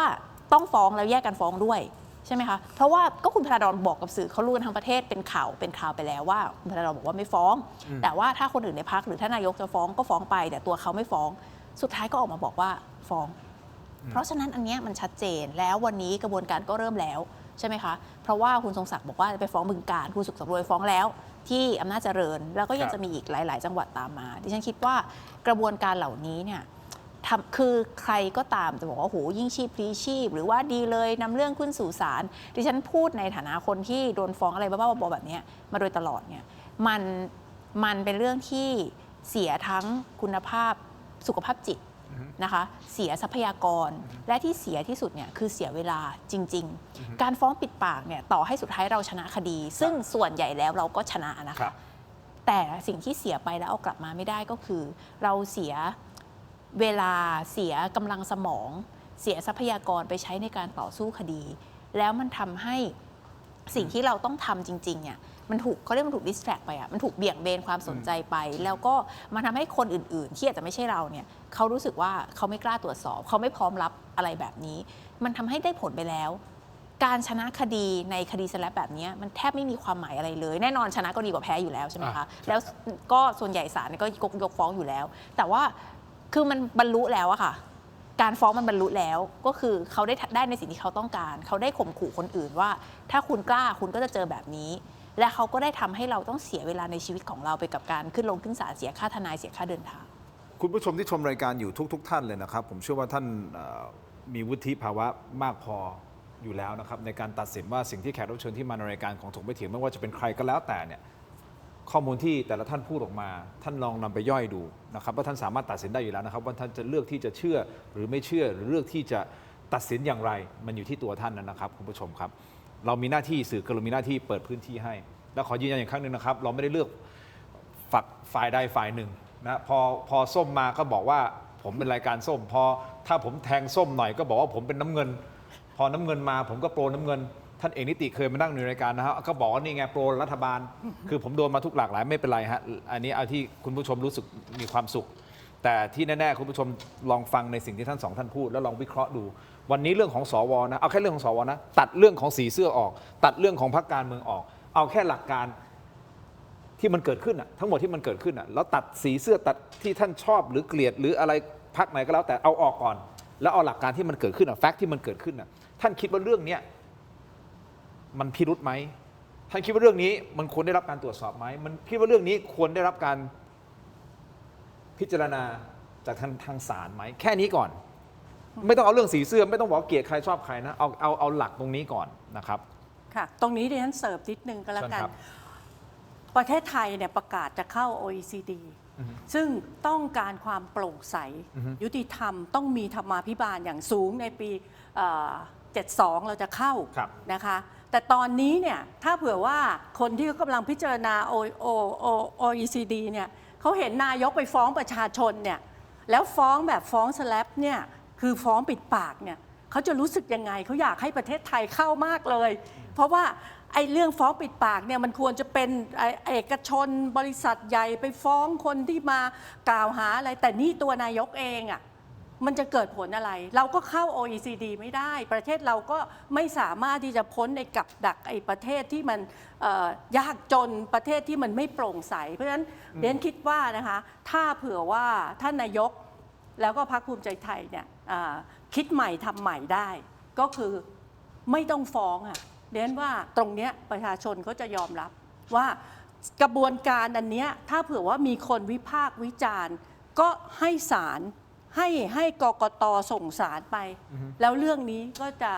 เป็นสิ่งที่ประชาชนยอมรับทั้งกระบวนการกกต.แล้วก็ศาลฎีกาแผนกเลือกตั้งนะคะถ้าคิดใหม่ทำใหม่ได้ก็อย่าฟ้องเลยค่ะเพราะว่าอันเนี้ยเราเข้า OECD ไม่ได้แน่ถ้าเปิดในแบบนี้ค่ะครับผมขออนุญาตกลับไปที่ประเด็นของกล้องวงจรปิดในของกกต.หน่อยนะคุณช่ออาจารย์นันทนาคุณผู้ชมครับไอ้ภาพกล้องวงจรปิดนะฮะโดยคุณยิ่งชีพนี่แหละครับพูดถึงคุณยิ่งชีพแล้วนะฮะผู้อำนวยการไอลอนะบอกว่าไอ้เรื่องภาพกล้องวงจรปิดที่หลุดมานะครับคุณผู้ชมเขาบอกว่าภาพเหล่านี้มันอยู่ที่มือกกต.มาตั้งแต่ต้นเพราะตามระเบียบของกกต.เองกำหนดให้กกต.มีหน้าที่ตั้งกล้องถ่ายการนับคะแนนของทุกกลุ่มเอาไว้ถูกต้องไหมครับเหมือนที่เราไปเลือกตั้งเมื่อวันที่8กุมภาพันธ์ที่ผ่านมาเนี่ยถ้าใครจะเอามาปล่อยก็คงเป็นคนข้างในเองคุณยิ่งชีพพูดอย่างนี้นะครับซึ่งภาพเหล่านี้จะมีความหมายพิสูจน์อะไรได้บ้างก็คือแสดงให้เห็นว่ามีบัตรกี่ใบที่กาหมายเลขเหมือนกันเรียงระดับเหมือนกันมีผู้สมัครกี่คนที่ใจมันช่างบังเอิญมาตรงกันเป๊ะเป๊ะเป๊ะเป๊ะเป๊ะเพราะฉะนั้นน่ะคำว่าบอกว่าถ้าใครจะเอามาปล่อยก็คงเป็นคนข้างในเองคงไม่ใช่เป็นการแฮ็กมาหรือเปล่านี่คุณยิ่งชีพมองอย่างนี้ไม่รู้คุณชอบมองประเด็นนี้ยังไงเขาเป็นไปได้ไหมว่ามันสะท้อนไหมว่าอาจจะเป็นเพราะว่าคนข้างในเองรู้สึกเฮ้ยมันไม่ไหวว่ะกว่านั้นคนอาจจะมีบางคนในกกต.รู้สึกว่าเห็นว่าเฮ้ยมันไม่ไหวมันไม่ใช่แล้วอ่ะก็เลยเอาว่าปล่อยออกมาให้โลกมันได้รู้ไปเลยว่ามันมีอย่างนี้ หนึ่งในพยานที่คุณภริษเอามาเปิดเผยต่อสาธารณะตั้งแต่ชุดแรกเนี่ยนะคะคือผู้ตรวจการเลือกตั้งของกกต.เองประจำจังหวัดสมุทรปราการนะคะที่เป็นคนพบเบาะแสเรื่องโพยแล้วเดินมาแจ้งคุณแสวงแล้วคุณแสวงตามคำให้การของพยานนะคะพูดว่าเขาเตรียมการกันไว้หมดแล้วอย่าไปยุ่งกับเขาเลยเขาเตรียมการกันไว้หมดแล้วนี่คือพยานเนี่ยเขาทนไม่ได้เพราะเขาในฐานะเป็นผู้ตรวจการเลือกตั้งเขาพูดง่ายเขาคือกกต.ใช่ไหมคะเขาคือคนที่ต้องทำให้ดูแลให้การเลือกสวเนี่ยมันเป็นไปอย่างบริสุทธิ์ยุติธรรมตามที่มันควรจะเป็นเขาเดินไปแจ้งว่ามันมีการทำโพยจัดแจกโพยกันอยู่ในห้องสอบในห้องของการเลือกเนี่ยแต่เลขากกต.กลับพูดกับเขาแบบนี้เพราะฉะนั้นที่ฉันคิดว่าบุคคลอย่างพยานท่านนี้เนี่ยไม่ได้มีคนเดียวนะคะและอันที่จริงเนี่ยอย่างที่คุณยิ่งชีพว่าเลยข้อมูลนี้ไม่ใช่ไม่สำคัญนะคะแต่มันไม่ได้ใหม่ถ้าย้อนกลับไปหมอวายโยนะคะสสพรรคประชาชนเคยอภิปรายเรื่องนี้แล้วด้วยซ้ำ เคยไล่ตรรกะคณิตศาสตร์แล้วด้วยซ้ำนะคะว่าเนี่ยมันมีการจับได้ว่ามันมีชุดข้อมูลที่มีการเลือกตรงกันเนี่ย ครับ ขนาดนี้มันเป็นไปไม่ได้แกคำนวณทางคณิตศาสตร์ออกมาให้ดูเลยด้วยซ้ำว่ามันเป็นไปไม่ได้อย่างไรนะคะแต่สุดท้ายเรื่องก็เงียบหายไปดิฉันคิดว่าสิ่งสำคัญที่สุดนะวันนี้ที่ทุกคนพยายามทำเนี่ย ครับ ก็คือมันมีเรือใหญ่อยู่ลำหนึ่งคุณทินไอเรือลำนี้ผุพังเต็มทีแล้วรั่วซ้ายรั่วขวารั่วหน้ารั่วหลัง ก็มีคนพยายามจะเอาไปอุด เอาไปปะผูกมันนะเอายาแนวไปปะตามปะทุกรอยรั่ว แต่ว่าเรือเนี่ยสภาพมันไม่ได้ สภาพมันจะต้องรอวันพังมันกำลังจะแตก กำลังจะจม มันกำลังจะแตกมันกำลังจะจม เพราะฉะนั้นข้อมูลเนี่ยมันรั่วออกมาจากทุกทาง ครับ เหมือนเรือที่มันกำลังจะแตกอ่ะ ไอคนที่คิดว่าตัวเองจะอุดเรือที่กำลังจะแตกและประคองต่อไปได้ ก็เชื่อมั่นในอำนาจนั้น ถือว่าตัวเองถืออำนาจรัฐอยู่ ก็ลองดูดิฉันคิดว่าถ้าครั้งนี้ประชาชนปล่อยให้เรื่องมันเงียบไปอีก ครับ เหมือนกับที่เป็นมาตลอด2 ปี เปิดข้อมูลทีเรื่องก็ดังขึ้นมาที แล้วสุดท้ายก็เงียบพอเงียบเขาก็ไปมุบมิบกัน ถ้าเรายังจะปล่อยให้เกิดเหตุการณ์แบบตอนที่ปปชยกคำร้องคดีคุณศักดิ์สยาม ครับ ยกไปตั้งแต่กันยาปีที่แล้ว ไม่รู้เรื่องเลย เราไม่รู้เรื่องเลยมารู้หลังเลือกตั้ง ใช่ไหมคะ เรื่องมาแดงเอาหลังเลือกตั้ง ครับ คือมันไม่ใช่เราคิดไปเองหรือเรามีอคติ เวลามันพิสูจน์คนแล้วว่าคนกลุ่มนี้มีพฤติกรรมแบบนี้จริง ครับ ๆทั้งที่ศาลรัฐธรรมนูญมีคำวินิจฉัยออกมาแล้ว แต่ปปชกล้ายกคำร้องว่าคุณศักดิ์สยามไม่ผิดแล้วบอกว่าคนละกรณี มันจะคนละกรณีได้ไงมันคดีสุกหุ้นนะคะ เพราะฉะนั้นเนี่ยอย่าคิดว่าเขาไม่กล้าทำเพราะเขาได้ทำไปแล้ว ในกรณีคุณศักดิ์สยาม ถ้าคดีหัวสวโกงสวนี้จะเกิดเหตุการณ์เป่าคดีแบบตอนที่เกิดขึ้นกับคดีคุณศักดิ์สยามอีกดิฉันก็ไม่รู้จะพูดว่ายังไงแล้ว ครับ อาจารย์นันทนาครับ ค่ะ ที่แน่ ๆ มีคนคิดถึงอาจารย์ ค่ะ และโพสต์ถึงอาจารย์เมื่อไม่กี่นาทีก่อน ค่ะ ก็คือคุณสุภชัย ค่ะ ใจสมุทร ค่ะ โพสต์ไว้ยาวนะครับ แต่ทีมงานผมสรุปใจความมาให้ดังนี้นะครับ ที่จริงผมเป็นแฟนคลับของท่านสวนันทนามาโดยตลอดตั้งแต่ออกรายการทอล์กโชว์ในแนวสนุกสนานไม่มีสาระแบบสภาโจ๊กจนมาเป็นสมาชิกวุฒิสภา แล้วได้ข้อสรุปว่าท่านยังคงเส้นคงวา เป็นอย่างไรก็เป็นอย่างนั้น พูดจาอย่างไรก็เป็นอย่างนั้นไม่ว่าจะอยู่ในสถานะใด ที่ผมบอกก็คือกว่าที่จะมากัน 300 คน มาชุมนุมกันที่ห้องจูปิเตอร์เมืองทองธานีนั้น จากอำเภอสู่จังหวัดจากจังหวัดสู่ประเทศ พบกันกี่ครั้ง พบกันกี่หน ที่แน่ๆแต่ท่านสวก็ยอมรับว่า 300 คน มาพบกันที่ห้องจูปิเตอร์เมืองทองธานีจริง แต่จะควักเงินกันค่าอะไรกันหรือไม่ได้สิ้นไร้ไม้ตอกอันเป็นข้ออ้างของท่านจะจริงหรือไม่จริงก็เป็นเรื่องที่ต้องพิสูจน์กัน แต่ข้อมูลที่ผมมีมาไม่ได้ตรงกับที่ท่านบอก เช่นที่ท่านบอกว่าค่าห้องจัดเลี้ยง ก็ควักเงินลงขันกัน แต่ตามหลักฐานแล้ว คนจองคนจ่ายการจัดงานนี้เป็นคนเดียวมาจากฟ้าเดียวกัน ก็คือคุณหิรันผมไม่ได้เป็นหมาหางด้วน และผมก็ไม่ได้เห็นหางของท่านสวเช่นเดียวกัน แต่แน่นอนว่าผมเป็นคนละพวกกับท่านสวถ้าท่านใสซื่อบริสุทธิ์และได้เป็นสวเพราะความนิยมชมชอบมาจากชื่อเสียงเกียรติคุณรายการทอล์กโชว์ของท่านโดยไม่มีการจัดตั้งท่านก็ไม่ต้องร้อนตัวเป็นบุคคลสาธารณะต้องพร้อมที่จะให้มีการตรวจสอบและเคารพการตัดสินใจของผู้ที่มีหน้าที่ตามกฎหมายปล่อยให้กลไกของกฎหมายดำเนินการไปเถิดอย่าร้อนรุ่มไปเลยผมชอบหนังเรื่องแฮร์รี่พอตเตอร์และตัวละครในหนังที่ผมชอบมากคือศาสตราจารย์มิเนอร์วาแมกนาโกลใช่ไหม ใช่ ซึ่งบุคลิกหน้าตาคล้ายกับท่านสวมาก จึงทำให้ชอบท่านด้วยจริง ๆ นะ คือคุณสุภชัยถ้าว่างขนาดนี้มารายการไหมคะ ใช่ใช่ ไม่ต้องเชิญดิฉันมานะคะว่าหลังเนี่ย แหวะ ให้เชิญคุณสุภชัย ขนาดนั้นเลย มานั่งคู่กับอาจารย์นันทนา ค่ะ นะคะ ดิฉันเองก็จะตอบคุณสุภชัยนะคะ ก็ผมนี่ แกบอกว่าแกเป็นแฟนคลับดิฉันตั้งแต่ตอนออกรายการทีวีวาที อะไรอย่างนั้น แล้วแกก็บอกเป็นรายการไร้สาระตกลงตัวแกดูรายการไร้สาระถูกไหมคะ ซึ่งดิฉันไม่เชื่อว่าประชาชนที่ดูรายการทีวีวาทีเนี่ยเขาคิดว่ารายการนี้ไร้สาระเขาคิดว่าเป็นรายการประเทืองปัญญา แต่มันไม่สามารถพูดที่จะแบบไปด่ารัฐบาลหรือด่าฝ่ายค้านหรืออะไรเขาก็มีศิลปะการพูดทำให้คนเนี่ยเปิดหูเปิดตาได้ แต่ดิฉันไม่ได้คิดว่าเขาดูเพราะไร้สาระแต่ถ้าท่านดูเพราะไร้สาระดิฉันคิดว่าท่านไปดูผิดรายการแล้วนะแล้วก็ท่านบอกว่าถ้าดิฉันไม่ได้ทำก็อย่าร้อนตัวท่านเอ่ยชื่อดิฉันในรายการของพี่ยุทธพี่ยุทธตามดิฉันด่วนเมื่อเช้านี้ไม่ได้นัดหมายกันเลย คุณสรยุทธบอกอาจารย์นันทนามาด่วนเพราะว่าคุณสุประชัยพาดพิงถึงดิฉันใช้สิทธิ์พาดพิงเมื่อเช้า แล้วจะบอกว่าดิฉันไม่ต้องร้อนตัวแล้วคุณพูดถึงดิฉันบอกว่าดิฉันอยู่ในงานดิฉันก็อยู่ในงานจริงแล้วดิฉันก็บอกว่าในงานนั้นเนี่ยสื่อมวลชนก็รายงานไม่ได้ร้อนตัวอะไรทุกคนรู้หมดมีแต่คุณนั่นแหละที่ไม่รู้นะคะเพราะฉะนั้นขอบคุณนะที่เขียนจดหมายอะไรมายาวๆวันหลังมานั่งด้วยกันดีกว่าจริงๆเขาเขียนยาวกว่านี้นะแต่ทีมงานผมสรุปให้เดี๋ยวอาจารย์อาจจะต้องไปอ่าน วันหลังมานั่งเจอกันดีกว่า จะได้ไม่ต้องเขียนเพลงยาวลง Facebook ที่คุณชอบพูดก็พูดถูกนะฮะว่าถ้าจะเขียนยาวขนาดนี้ ถ้าว่างขนาดนี้น่าจะว่างมารายการ งั้นผมอ่านอีกครั้งหนึ่งนะครับคุณสุประชัยใจสมุทรครับท่านรับสายท่านน่ารักมากนะครับต้องย้ำนี้นะฮะทีมงานแต่วันนี้ท่านติดภารกิจไปรายการของพี่ปองส่วนวันจันทร์วันศุกร์พรุ่งนี้วันจันทร์อังคารพุธพฤหัสหน้าทีมงานขอคิวไปท่านไม่ว่างเลยนะครับเพราะฉะนั้นตรงเนี้ยไปเตรียมโพสต์ด่าอาจารย์นันทนาอยู่ไม่ว่างซึ่งท่านดูรายการอยู่นะตอนนี้ผมเชื่อไม่งั้นท่านคงไม่เขียนโพสต์เมื่อสักครู่นี้นะครับท่านสุประชัยครับผมไม่มีอะไรผมอยากสนทนาธรรมกับท่านมากๆครับท่านสุประชัยใจสมุทรจริงๆครับจริงๆคือพาดพิงดิฉันแล้วบอกว่าให้ดิฉันอยู่เฉยๆอย่าร้อนตัวดิฉันก็ไม่เข้าใจเหมือนกันว่าที่พาดพิงมาแล้วให้ดิฉันตอบพอดิฉันตอบบอกว่าร้อนตัวดิฉันว่าตรรกะวิบัติมากค่ะท่านสุประชัยนะครับให้เกียรติรายการผมสักครั้งหนึ่งนะครับขอบคุณครับนี่ไม่รู้จะอ้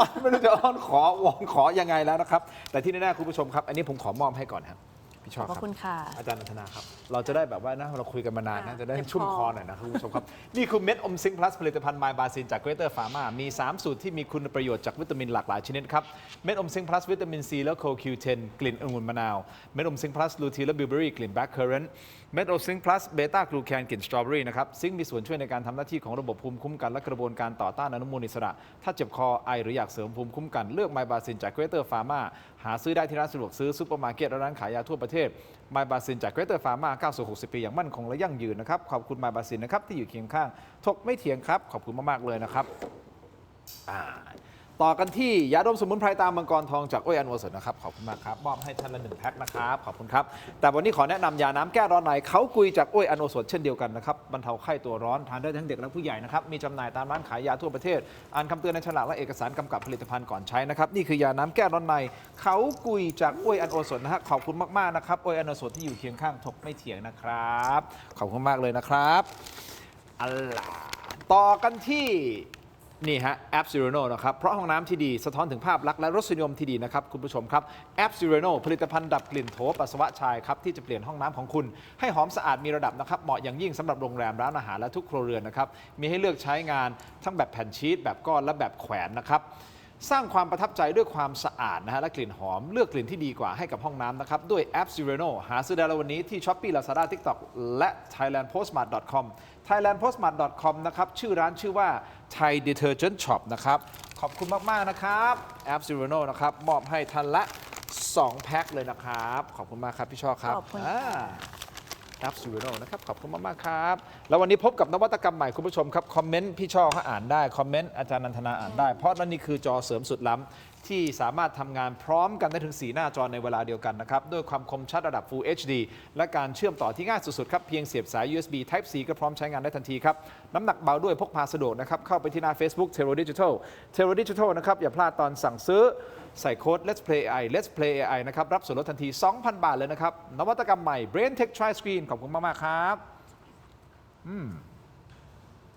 ขอบคุณมากๆครับ Brain Tech Tri Screen นะฮะตอนนี้กำลังมีการเติมคำในช่องว่างว่าคุณสุประชัยเนี่ยใจเป็นอะไรได้บ้างนามสกุลท่านสุประชัยใจสมุทรใช่ก็ท่านก็ใจกว้างหนังมหาสมุทร ซึ่งท่านดูรายการอยู่แล้วผมก็เรียนเชิญท่านและหลายรอบแล้วผมก็ คือดิฉันเตือนแบบนี้กรณีของคุณสุประชัยเนี่ยใช้คำว่าเตือนเลยเหรอครับคุณชอบ ไม่ใช่ไม่ได้เตือนคุณสุประชัย อ๋อโอเค เตือนพี่น้องประชาชนว่า โอเค เราอย่าหลงประเด็น อืม คือว่าบางทีอ่ะคุณสุประชัยออกมาพูดเนี่ยพยายามจะเบี่ยงเรื่องออกไปจากเรื่องที่มันเป็นประเด็นจริง อ๋อ ๆ ไปสู่เรื่องนั้นเรื่องนี้เรื่องนู้นคือเอามันได้แต่ว่าอย่าลืมกลับมาติดตามสาระสำคัญนะคะว่าด้วยเรื่องของการที่กกตเนี่ยตกลงจะส่งฟ้องกี่คน อันนี้มันเป็นทีเด็ดทีขาดอยู่นะคะ ย้ำปปชเคยตีตกคำร้องเรื่องคุณศักดิ์สยามไปแล้วนะคะ เพราะฉะนั้นเนี่ยเรื่องนี้ก็คืออยู่ที่ว่ากกตจะส่งฟ้องหรือไม่ ถ้ากกตไม่ส่งฟ้องศาลก็ทำอะไรไม่ได้นึกภาพบอกไหมคะเนี่ยที่ทุกคนพยายามออกมาเปิดพยานทุกคนออกมาเปิดหลักฐานเอกสารพยานต่างๆ อยู่ทุกวันนี้พยายามเจาะรูเจาะไอเรือให้มันแบบคือมันพังเหอะมันจะได้เอาเรือใหม่ไม่ไปแบบนี้เรือล่มจมกันทั้งประเทศเนี่ยถ้าเกิดว่าในภายในกลางเดือนหน้าปลายเดือนหน้าเนี่ยนะคะสิงหาคมเนี่ยถ้าออกมาว่ากกตส่งฟ้องแบบค่าตัดตอนเนี่ยมันก็ต้องดูว่าแล้วพวกเราประชาชนคนไทยจะทำยังไงต่อไปประเด็นสำคัญมันแค่นี้เองเราจะไปยังไงต่ออาจารย์ ส่วนเรื่องอื่นๆเนี่ยมันเป็นความพยายามในการจะเบี่ยงประเด็นอยู่ตอนนี้ ไม่ว่ากกตจะตัดสินใจอย่างไรในเดือนสิงหาคมที่ถึงนี้นะครับเพราะจริงๆมันแค่2 วันเนาะแต่ว่าจริงๆก็อาจจะมีกรอบระยะเวลาในเดือน เรายังไม่รู้ว่ามัน ภายในเดือนสิงหา วันไหนของเดือนสิงหา ไม่รู้ว่าวันไหนของเดือนสิงหาแต่เอาละไม่ว่าจะออกมาอย่างใดอย่างหนึ่งนะฮะมันมี3 ทางเนาะอาจารย์ส่งหมดส่งสารหมดถูกต้องไหมครับกกตส่งสารหมด2ไม่ส่งเลยถูกไหมฮะกับ3ส่งบางส่วนมีแค่3 ทาง ใช่ เอาละส่งหมดเลยนั่นคือสิ่งที่ผมเชื่อว่าสังคมส่วนใหญ่ตอนนี้ก็ อยากให้ อยาก เป็นอ เห็น ย่างนั้นใช่ เพราะอะไรเพราะว่าจะไม่โทษกกตแล้วก็ส่งไปแล้วให้ศาลท่านเป็นคนพิจารณาและตัดสินถูกต้องไหมฮะ คือตอนเนี้ยคุณทินต้องเข้าใจว่าคนเขาก็รู้อยู่ว่ากกต7 คนเนี่ย4 คนมาจากสวชุดนี้ มันเป็นเสียงข้างมากไปแล้วไงคะถ้าท่านลงมติกันด้วยเสียงข้างมาก4-7 4-3แล้วบอกว่าไม่ส่งสารเลยเนี่ยอันนี้ดิฉันคิดว่าประชาชนเขาก็เอาท่านเป็นจำเลยเหมือนกัน เพราะว่าเขาก็จะไม่ยอมแต่ว่าจะมาส่งแบบเล็กๆน้อยๆเขาก็ดูออกว่าอันนี้มันเป็นการฆ่าตัดตอนเล็กๆน้อยๆหรือเปล่าใช่ไหมคะทางที่ดีก็ส่งหมดเลยส่งหมดเลยแล้วท่านก็โล่งเพราะว่าท่านทำหน้าที่อัยการส่งฟ้องแล้วศาลจะว่ายังไงก็ให้ศาลจัดการ เพราะจริงๆก็มีหลักฐานที่บอกว่ามี 90,000 กว่าหน้าใช่ไหมฮะหลักฐานต่างๆ ก็ให้ศาลท่านไปพิจารณา ใช่ค่ะ แต่อย่างที่บอกแล้วครับเราก็ไม่รู้ว่าสุดท้ายกกตจะออกมติอย่างไรนะครับคุณผู้ชมก็ต้องรอติดตาม แต่มีอันนึงที่อยากจะชวนทั้ง2 ท่านพูดคุยกันเล็กน้อยสั้นๆนิดนึงเพราะว่าดูเหมือนว่ารัฐบาลชุดนี้จะมีอะไรถาโถมเข้ามาหลายมิติเหลือเกินนะฮะหลายอย่างมันทำให้คิดไปต่างๆนานาได้นะครับจนล่าสุดมีกระแสข่าวลือว่าท่านร้อยเอกธรรมนัฐบินข้ามฟ้าไปเจรจากับคุณทักษิณที่โมนาโกที่เขาเรียกว่าปฏิญญาโมนาโกเพื่อรวบรวมอะไรฮะรวบรวมเสียงสนับสนุนเปลี่ยนตัวนายกครับแล้วเมื่อวานนี้เองนะเมื่อคืนเนี่ยท่านธรรมนัฐโพสต์ชี้แจงผ่าน Facebook บอกว่าผมเดินทางไปพักผ่อนที่ฝรั่งเศสและโมนาโกจริงไปพักผ่อนกับครอบครัวไม่มีเรื่องของการเมืองครับผมไม่ชอบเป็น แอบครับและไม่มีความจำเป็นต้องแอบข้ามน้ำข้ามมหาสมุทรไปเจอท่านทักษิณถึงโมนาโกก่อนทิ้งท้ายว่าผมคงไม่ต้องไปสาบานที่ไหนนะครับแค่เช็คการเดินทางของท่านทักษิณก็รู้ว่าท่านไม่ได้เดินทางไปโมนาโกครับนี่ฮะและเป็นคลิปของท่านที่ท่านอุ้มลูกเข้าใจว่าเป็นลูกของท่านคนโตกับคนใช่ไหมฮะลูกชายกับลูกสาวเนี่ยนะครับล่าสุดข่าวลือเรื่องนี้ก็ลอยไปถึงหูของท่านนายกแล้วนะครับเมื่อช่วงเช้าที่ผ่านมานักข่าวไปสัมภาษณ์เรื่องนี้กับท่านนายกตอบว่ายังไงฟังครับท่านนายกครับมีข่าวเรื่องปฏิญญาแดงเขียวครับท่านนายกว่าคุณธรรมนัฐบินไปโมนาโกไปพบคุณทักษิณครับมันจะเป็นการสัญญาณทางการเมืองนะครับแดงเขียวผสมไปผสมมาก็เป็นน้ำเงินอยู่ดี ก่อนที่ไปคุณช่อไปอาจารย์นันทนาสั้นๆนี่อาจารย์คิดว่าความเป็นไปได้มากน้อยแค่ไหนยังไงครับคือถ้าเผื่อว่ารัฐบาลมีเสถียรภาพมั่นคงบริหารประเทศดีงาม4 เดือนเนี่ยประชาชนน่าจะยังชื่นชมรัฐบาลอยู่แต่มันไม่ใช่ไงฮะที่ถาโถมเข้ามาเนี่ยมันเป็นเรื่องทุจริตเยอะมากเลยโกงสอบท้องถิ่นบัตรคนจนไทย AI พาสปอร์ตแล้วตอนนี้ก็มาเรื่องหัวสวมันก็เลยทำให้ข่าวลือมันต้องเกิดขึ้นมาเพราะว่ามองแล้วว่าไปถ้าจะไม่รอดอันนี้ดิฉันก็มองว่าเป็นเพราะว่ารัฐบาลเองเนี่ยบริหารประเทศแล้วอยู่ในภาวะที่ประชาชนเนี่ยขาดความเชื่อมั่น แล้วก็คะแนนนิยมเนี่ยมันก็เกิดขึ้นไม่ได้ เนื่องจากที่เห็นมาเนี่ยมันก็มีแต่เรื่องทุจริตเรื่องร้ายๆทั้งนั้นดังนั้นตรงเนี้ยเดนก็คิดว่ามันจะลือกันว่าแตกกันข้างในพรรคเองนะคะซึ่งท่านนายกบอกว่าเรื่องของคนในพรรคก็พรรคการเมืองเนี่ยมันก็คือองค์กรที่ประชาชนเขาเลือกเข้ามาไม่ใช่เหรอฮะแล้วบอกประชาชนไม่ต้องยุ่งต่อไปท่านก็ไม่ต้องเอาพรรคท่านมาเพราะเราจะไม่เลือกพรรคท่านเพราะท่านไม่ให้เรายุ่งกับพรรคท่านจริงๆตรวจสอบได้แล้วพูดถึงได้แต่ท่านก็บอกว่าไม่ต้องมายุ่งพอบอกว่าไม่ต้องมายุ่งก็มันเริ่มมองเห็นรอยร้าวในพรรคร่วมรัฐบาลก็คนเขาก็สามารถที่จะตีความตรงนี้ได้อยู่แล้วดังนั้นถ้าเผื่อว่ารัฐบาลยังบริหารแบบนี้อยู่คิดว่าข่าวลืออย่างเนี้ยมันจะเซาะกร่อนบ่อนทำลายรัฐบาลไปเรื่อยๆอะค่ะคุณช่อคิดไงครับเป็นไปได้มากน้อยแค่ไหนเรื่องคืออย่างนี้ประเด็นเนี้ยมันต้องดูไทม์ไลน์ทางการเมืองหลังจากเปิดสมัยประชุมสภาหน้าเนี่ยมันน่าจะได้เวลาของการอภิปรายไม่ไว้วางใจ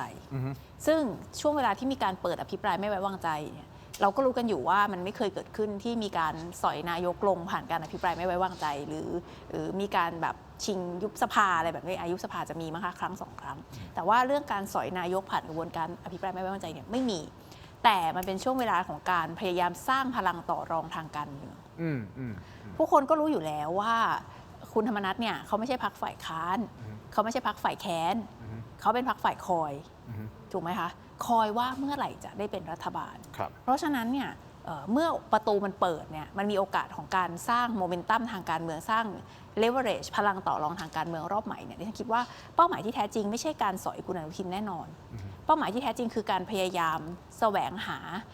ข้อต่อรองในการที่จะไปเข้าร่วมรัฐบาลคือฉันคิดว่าเรื่องอันนี้มโนล้วนเลยนะคะคือการเมืองไทยเนาะเราอย่าไปเอาอะไรเยอะนะคะเราดูเหมือนดูละครนะคะก็คือมันเป็นที่รู้กันทั้งนั้นแหละว่าคุณอนุทินคุณเนวินแล้วก็คุณพิพัฒน์เนี่ยน่าจะมีเรื่องมีราวกันขนาดซ้อไต่ไปพูดเรื่องอีตันเมสใช่ไหมคะสงครามขนมนะคะฝั่งหนึ่งนายกบอกร้าวฉานปานเครมบรูเล่ก็คือแบบไม่ร้าวมันเป็นแบบน้ำตาลแตกเหมือนเครมบรูเล่หวานเจี๊ยบอะไรอย่างนี้นะคะซ้อไต่มาบอกว่านึกว่าเหลวแหลกแบบอีตันเมสเละตุ้มเป๊ะคือใครเคยกินอีตันเมสเละนั่นเป็นขนมที่เละเทะมากนะคะแถมมีสตรอเบอรี่อยู่ข้างในด้วยนะคะเป็นองค์ประกอบสำคัญเพราะฉะนั้นเนี่ยไอ้เรื่องรอยร้าวเนี่ยคงมีจริงทีนี้ดิฉันไม่กล้าจินตนาการเพราะดิฉันไม่ทราบเรื่องภายในของพรรคภูมิใจไทยว่าร้าวถึงขนาดไหนร้าวจากอะไรร้าวถึงขั้นว่าคุณพิพัฒน์ซึ่งเอาจริงๆถือว่าเป็นมุ้งใหญ่ของภูมิใจไทยนะที่คุมสสภาคใต้อยู่หลัก 4-50 คนเนี่ยจะสามารถเอาสสออกจากพรรคหรือสร้างพลังต่อรองได้หรือไม่ความเชื่อส่วนตัวของดิฉันก็คือไม่หรอกนะคะคุณพิพัฒน์ก็คงไม่ได้คิดจะทำแบบนั้นด้วยแต่ว่าคุณพิพัฒน์ก็มีสสในมืออยู่จริงทีนี้เนี่ยดิฉันคิดว่าคุณธรรมนัสคงพยายามเดินเกมเซาะร่องร้าวเหล่านี้เนี่ยเพื่อสร้างพลังต่อรองทางการเมืองทั้งหมดทั้งปวงที่พูดมานะก็คือไม่มีอะไรเกี่ยวข้องกับความเดือดร้อนทุกข์ยากของประชาชนเป็นความพยายามของกลุ่มคนผู้มีอำนาจไม่กี่คนที่พยายามจะต่อรองเพื่อให้ได้มาซึ่งตำแหน่งแห่งที่ทางการเมืองของตัวเองในขณะที่ปัญหาของแพงน้ำมันแพงภาษีขึ้นล่าสุดของสหรัฐอเมริกานะคะ 12% ที่เราโดนไปปัญหาเรื่องตกลงไอ้โม่งจับได้หรือยังที่กักตุนน้ำมันตรวจสอบทุจริตท้องถิ่นตัดอนาคตคนที่เขาตั้งใจสอบพาเอาข้าราชการทุจริตเข้าไปอยู่ในระบบทั้งหมดทั้งปวงนี้ไม่ได้อยู่ในหัวสมองของคนพวกนี้เป็นศึกของการแย่งชิงอำนาจภายในแล้วนายกรัฐมนตรีก็ยังสามารถที่จะพูดตัดบทสื่อได้ว่านี่เป็นเรื่องในบ้านคุณจะมารู้อะไรเรื่องในบ้านของผมแล้วก็หลอกด่านักข่าวไปอีกหลายช็อตซึ่งดิฉันคิดว่าเรื่องแบบนี้เนี่ยคือเอาจริงนะจะบอกว่าเห็นใจก็เห็นใจนักข่าวที่ทำเนียบเพราะว่าก็ต้องเจอแบบนี้ทุกวันเราก็โดนแต่ดิฉันคิดว่ามันอาจจะต้องถึงเวลาที่เราจะต้องจริงจังแล้วนะคะว่าอย่าปล่อยให้เรื่องที่มันผิดปกติเป็นเรื่องที่ปกติในชีวิตของพวกเราคืออะไรที่ถามแล้วโดนนายกด่าแปลว่าอะไรคะมาถูกทางแล้วเหมือนอาจารย์ธนาบอกนะคะว่าถ้าโดนเยอะๆเนี่ยแปลว่าอาจารย์มาถูกทางแล้วนะคะพวกเรามาถูกทางแล้วสายที่แฉเรื่องโกงสวเนี่ยมาถูกทางแล้วถึงดิ้นพลาดกันทั้งพรรคขนาดนี้เพราะฉะนั้นถ้าพี่น้องสื่อมวลชนโดนนายกด่าหนักขึ้นเรื่อยๆแปลว่าอะไรคะมาถูกทางแล้วนะคะขอให้ทำต่อไปอย่าหยุดในการเป็นตัวแทนของประชาชนในการถามนะคะที่ฉันเป็นกำลังใจให้นักข่าวทำเนียบนะคะหมายถึงพวกเราด้วยใช่ไหมใช่ค่ะพวกรายการก็คุณก็ต้องเพิ่มสวัสดิการค่าโทรศัพท์ให้กับทีมงานนิดนึง นะคะต้องใช้เวลา โดยเฉพาะหลังจากเขาดูรายการนี้ของเทปนี้นะคะ การโทรติดต่อบุคคลอื่นๆ ให้มาร่วมรายการจะยากขึ้นอย่างแน่นอน มันน่าจะง่ายขึ้นนะแต่มันยากขึ้นอีก คือดิฉันบอกเลยว่าไม่ต้องเชิญดิฉัน โอเค คือเราก็ไม่อยากปฏิเสธ ถ้าสื่อเชิญเราก็มักจะมายกเว้นติดธุระจริง ๆ แต่ว่าไม่จำเป็นต้องเชิญดิฉัน ควรจะเชิญคุณสุประชัยคุณพี่ ก็นี่ก็บอกแล้ว คุณพิสิทธิ์ ก็เชิญแล้ว คว ว่าร จะ ก็ เชิ เชิ ญ ญแล้ว ใคร ว่า ก็ได้ เชิญ มา แล้ว นั่งกับอาจารย์นันทนาไม่ต้องเชิญดิฉันเลย ถ้าไม่สะดวกถ้าไม่ว่างถ้าไม่มา เนี่ยไอ้ซิงค์รสสตรอเบอรี่กับรสมะนาวที่ดิฉันชอบเดี๋ยวดิฉันไปซื้อเอง เป็นเหรอไม่รวมซิงพลัส ใช่เดี๋ยวไปซื้อเอ ไม่ ง ว่า ได้ มา ไม่ แต่ เป็นไร ว่านั่งเขียน Facebook ได้ยาวเหยียดยังกับเพลงยาว อาจจะเป็นคนพูดไม่เก่ง อาจจะเป็นจังหวะที่ท่านกำลังเดินทางไปทำธุระภารกิจอีกอันหนึ่งท่านก็เลยมีดูทีวีแล้วก็ พูดไม่เก่งแต่รักหมดใจ ขอบคุณมากๆครับ เราติดตามการเมืองอย่างกันต่อเนื่องต่อไปนะครับคุณผู้ชม ส่วนทีมงานของผมก็พยายามที่จะติดต่อทางฝั่งของรัฐบาลมาให้มากที่สุดเท่าที่จะมากได้ มีอะไรจะฝากทิ้งท้ายไหมอ๋อใช่ไปเจอภาพหนึ่งมา อันเนี้ยเป็นภาพที่ผมบอกได้เลยนะครับคลาสสิกแล้วจริงๆอ่ะท่านสุประชัยใจสมุทรดูอยู่นะครับเพราะฉะนั้นภาพนี้ขึ้นมาเนี่ยท่านจะต้องรู้เลยท่านต้องแบบนี่แหละเป็นภาพความทรงจำของผมที่ผมจำผู้หญิงคนนี้ได้ เราเปิดเลยไหมเปิดครับ พ่อแม่พี่น้องที่เคารพรักทุกท่านเดี๋ยวในนามหัวหน้ากลุ่มอาสากัดฟัดทุกเวลาเพื่อมวลมหาประชาชน จำได้ไหมคะ ก็มีความเป็นมาเหมือนกันนะคะเรื่องของชื่อกลุ่มวันนี้เนี่ยเนื่องจากว่าเรานิยมการกัดเราจะกัดไม่เลือกกัดทุกสีไม่ว่าสีเขียวสีกากีการกัดอย่างนี้เนี่ยเขากัดแล้วดังไม่ว่าคุณจะคุมกระทรวงไหนไม่ว่าคุณจะคุมใครถ้าหากเรารู้เราจะตามไปกัด เป็นยังไงล่ะดูเดือดไหมนี่ เขาแซบมาตั้งแต่ 3 ทศวรรษที่แล้ว อาจารย์ ค่ะ ดูฟิล์มความจ ก็เห็นไหมคะว่าดูเนี่ยมันก็ขึ้นอยู่กับผู้ชมไงฮะดูแล้วเนี่ยประเทืองปัญญาหรือดูแล้วไร้สาระขึ้นอยู่กับระดับสติปัญญาของผู้ชมค่ะ ำโอ้ยพี่จ้อเราลารายการกันไหม ลาเถอะรู้ว่าอาจารย์นันทนาตัวสาวๆสวยมากเลยอ่ะ ตอนนี้ยังสวยอยู่ ก็ยังสวยอยู่ โอ้เราเกิดไม่ทันไง คือตอนนั้นเล็กมาก เล็กมากจริง อย่ามาเธอปี 33ถ้าเกิดไม่ทัน ๆ เกิดทันแต่ว่าเล็กมาก เกิดปี 31 อ๋อ เราเอาตัวเองเป็นบรรทัดฐานเลยโอเค ขอมาพี่จ้อเลยพี่ชอบขอบมากครับ อาจารย์ธนาขอบมากครับ ขอบคุณคุณผู้ชมที่ติดตามรายการถกไม่เถียงนะครับ แล้วก็อีกครั้งหนึ่งนะครับ เรียนเชิญนะฮะทางด้านของฝั่งรัฐบาลนะครับ ไม่ว่าเป็นรายชื่อที่น้องๆพยายามที่จะติดต่อแล้วก็พยายามติดต่ออย่างต่อเนื่องนะครับ ขอบคุณผู้ชมที่ติดตามเป็นกำลังใจให้พวกเรานะครับ ขอบคุณครับ สวัสดีครับ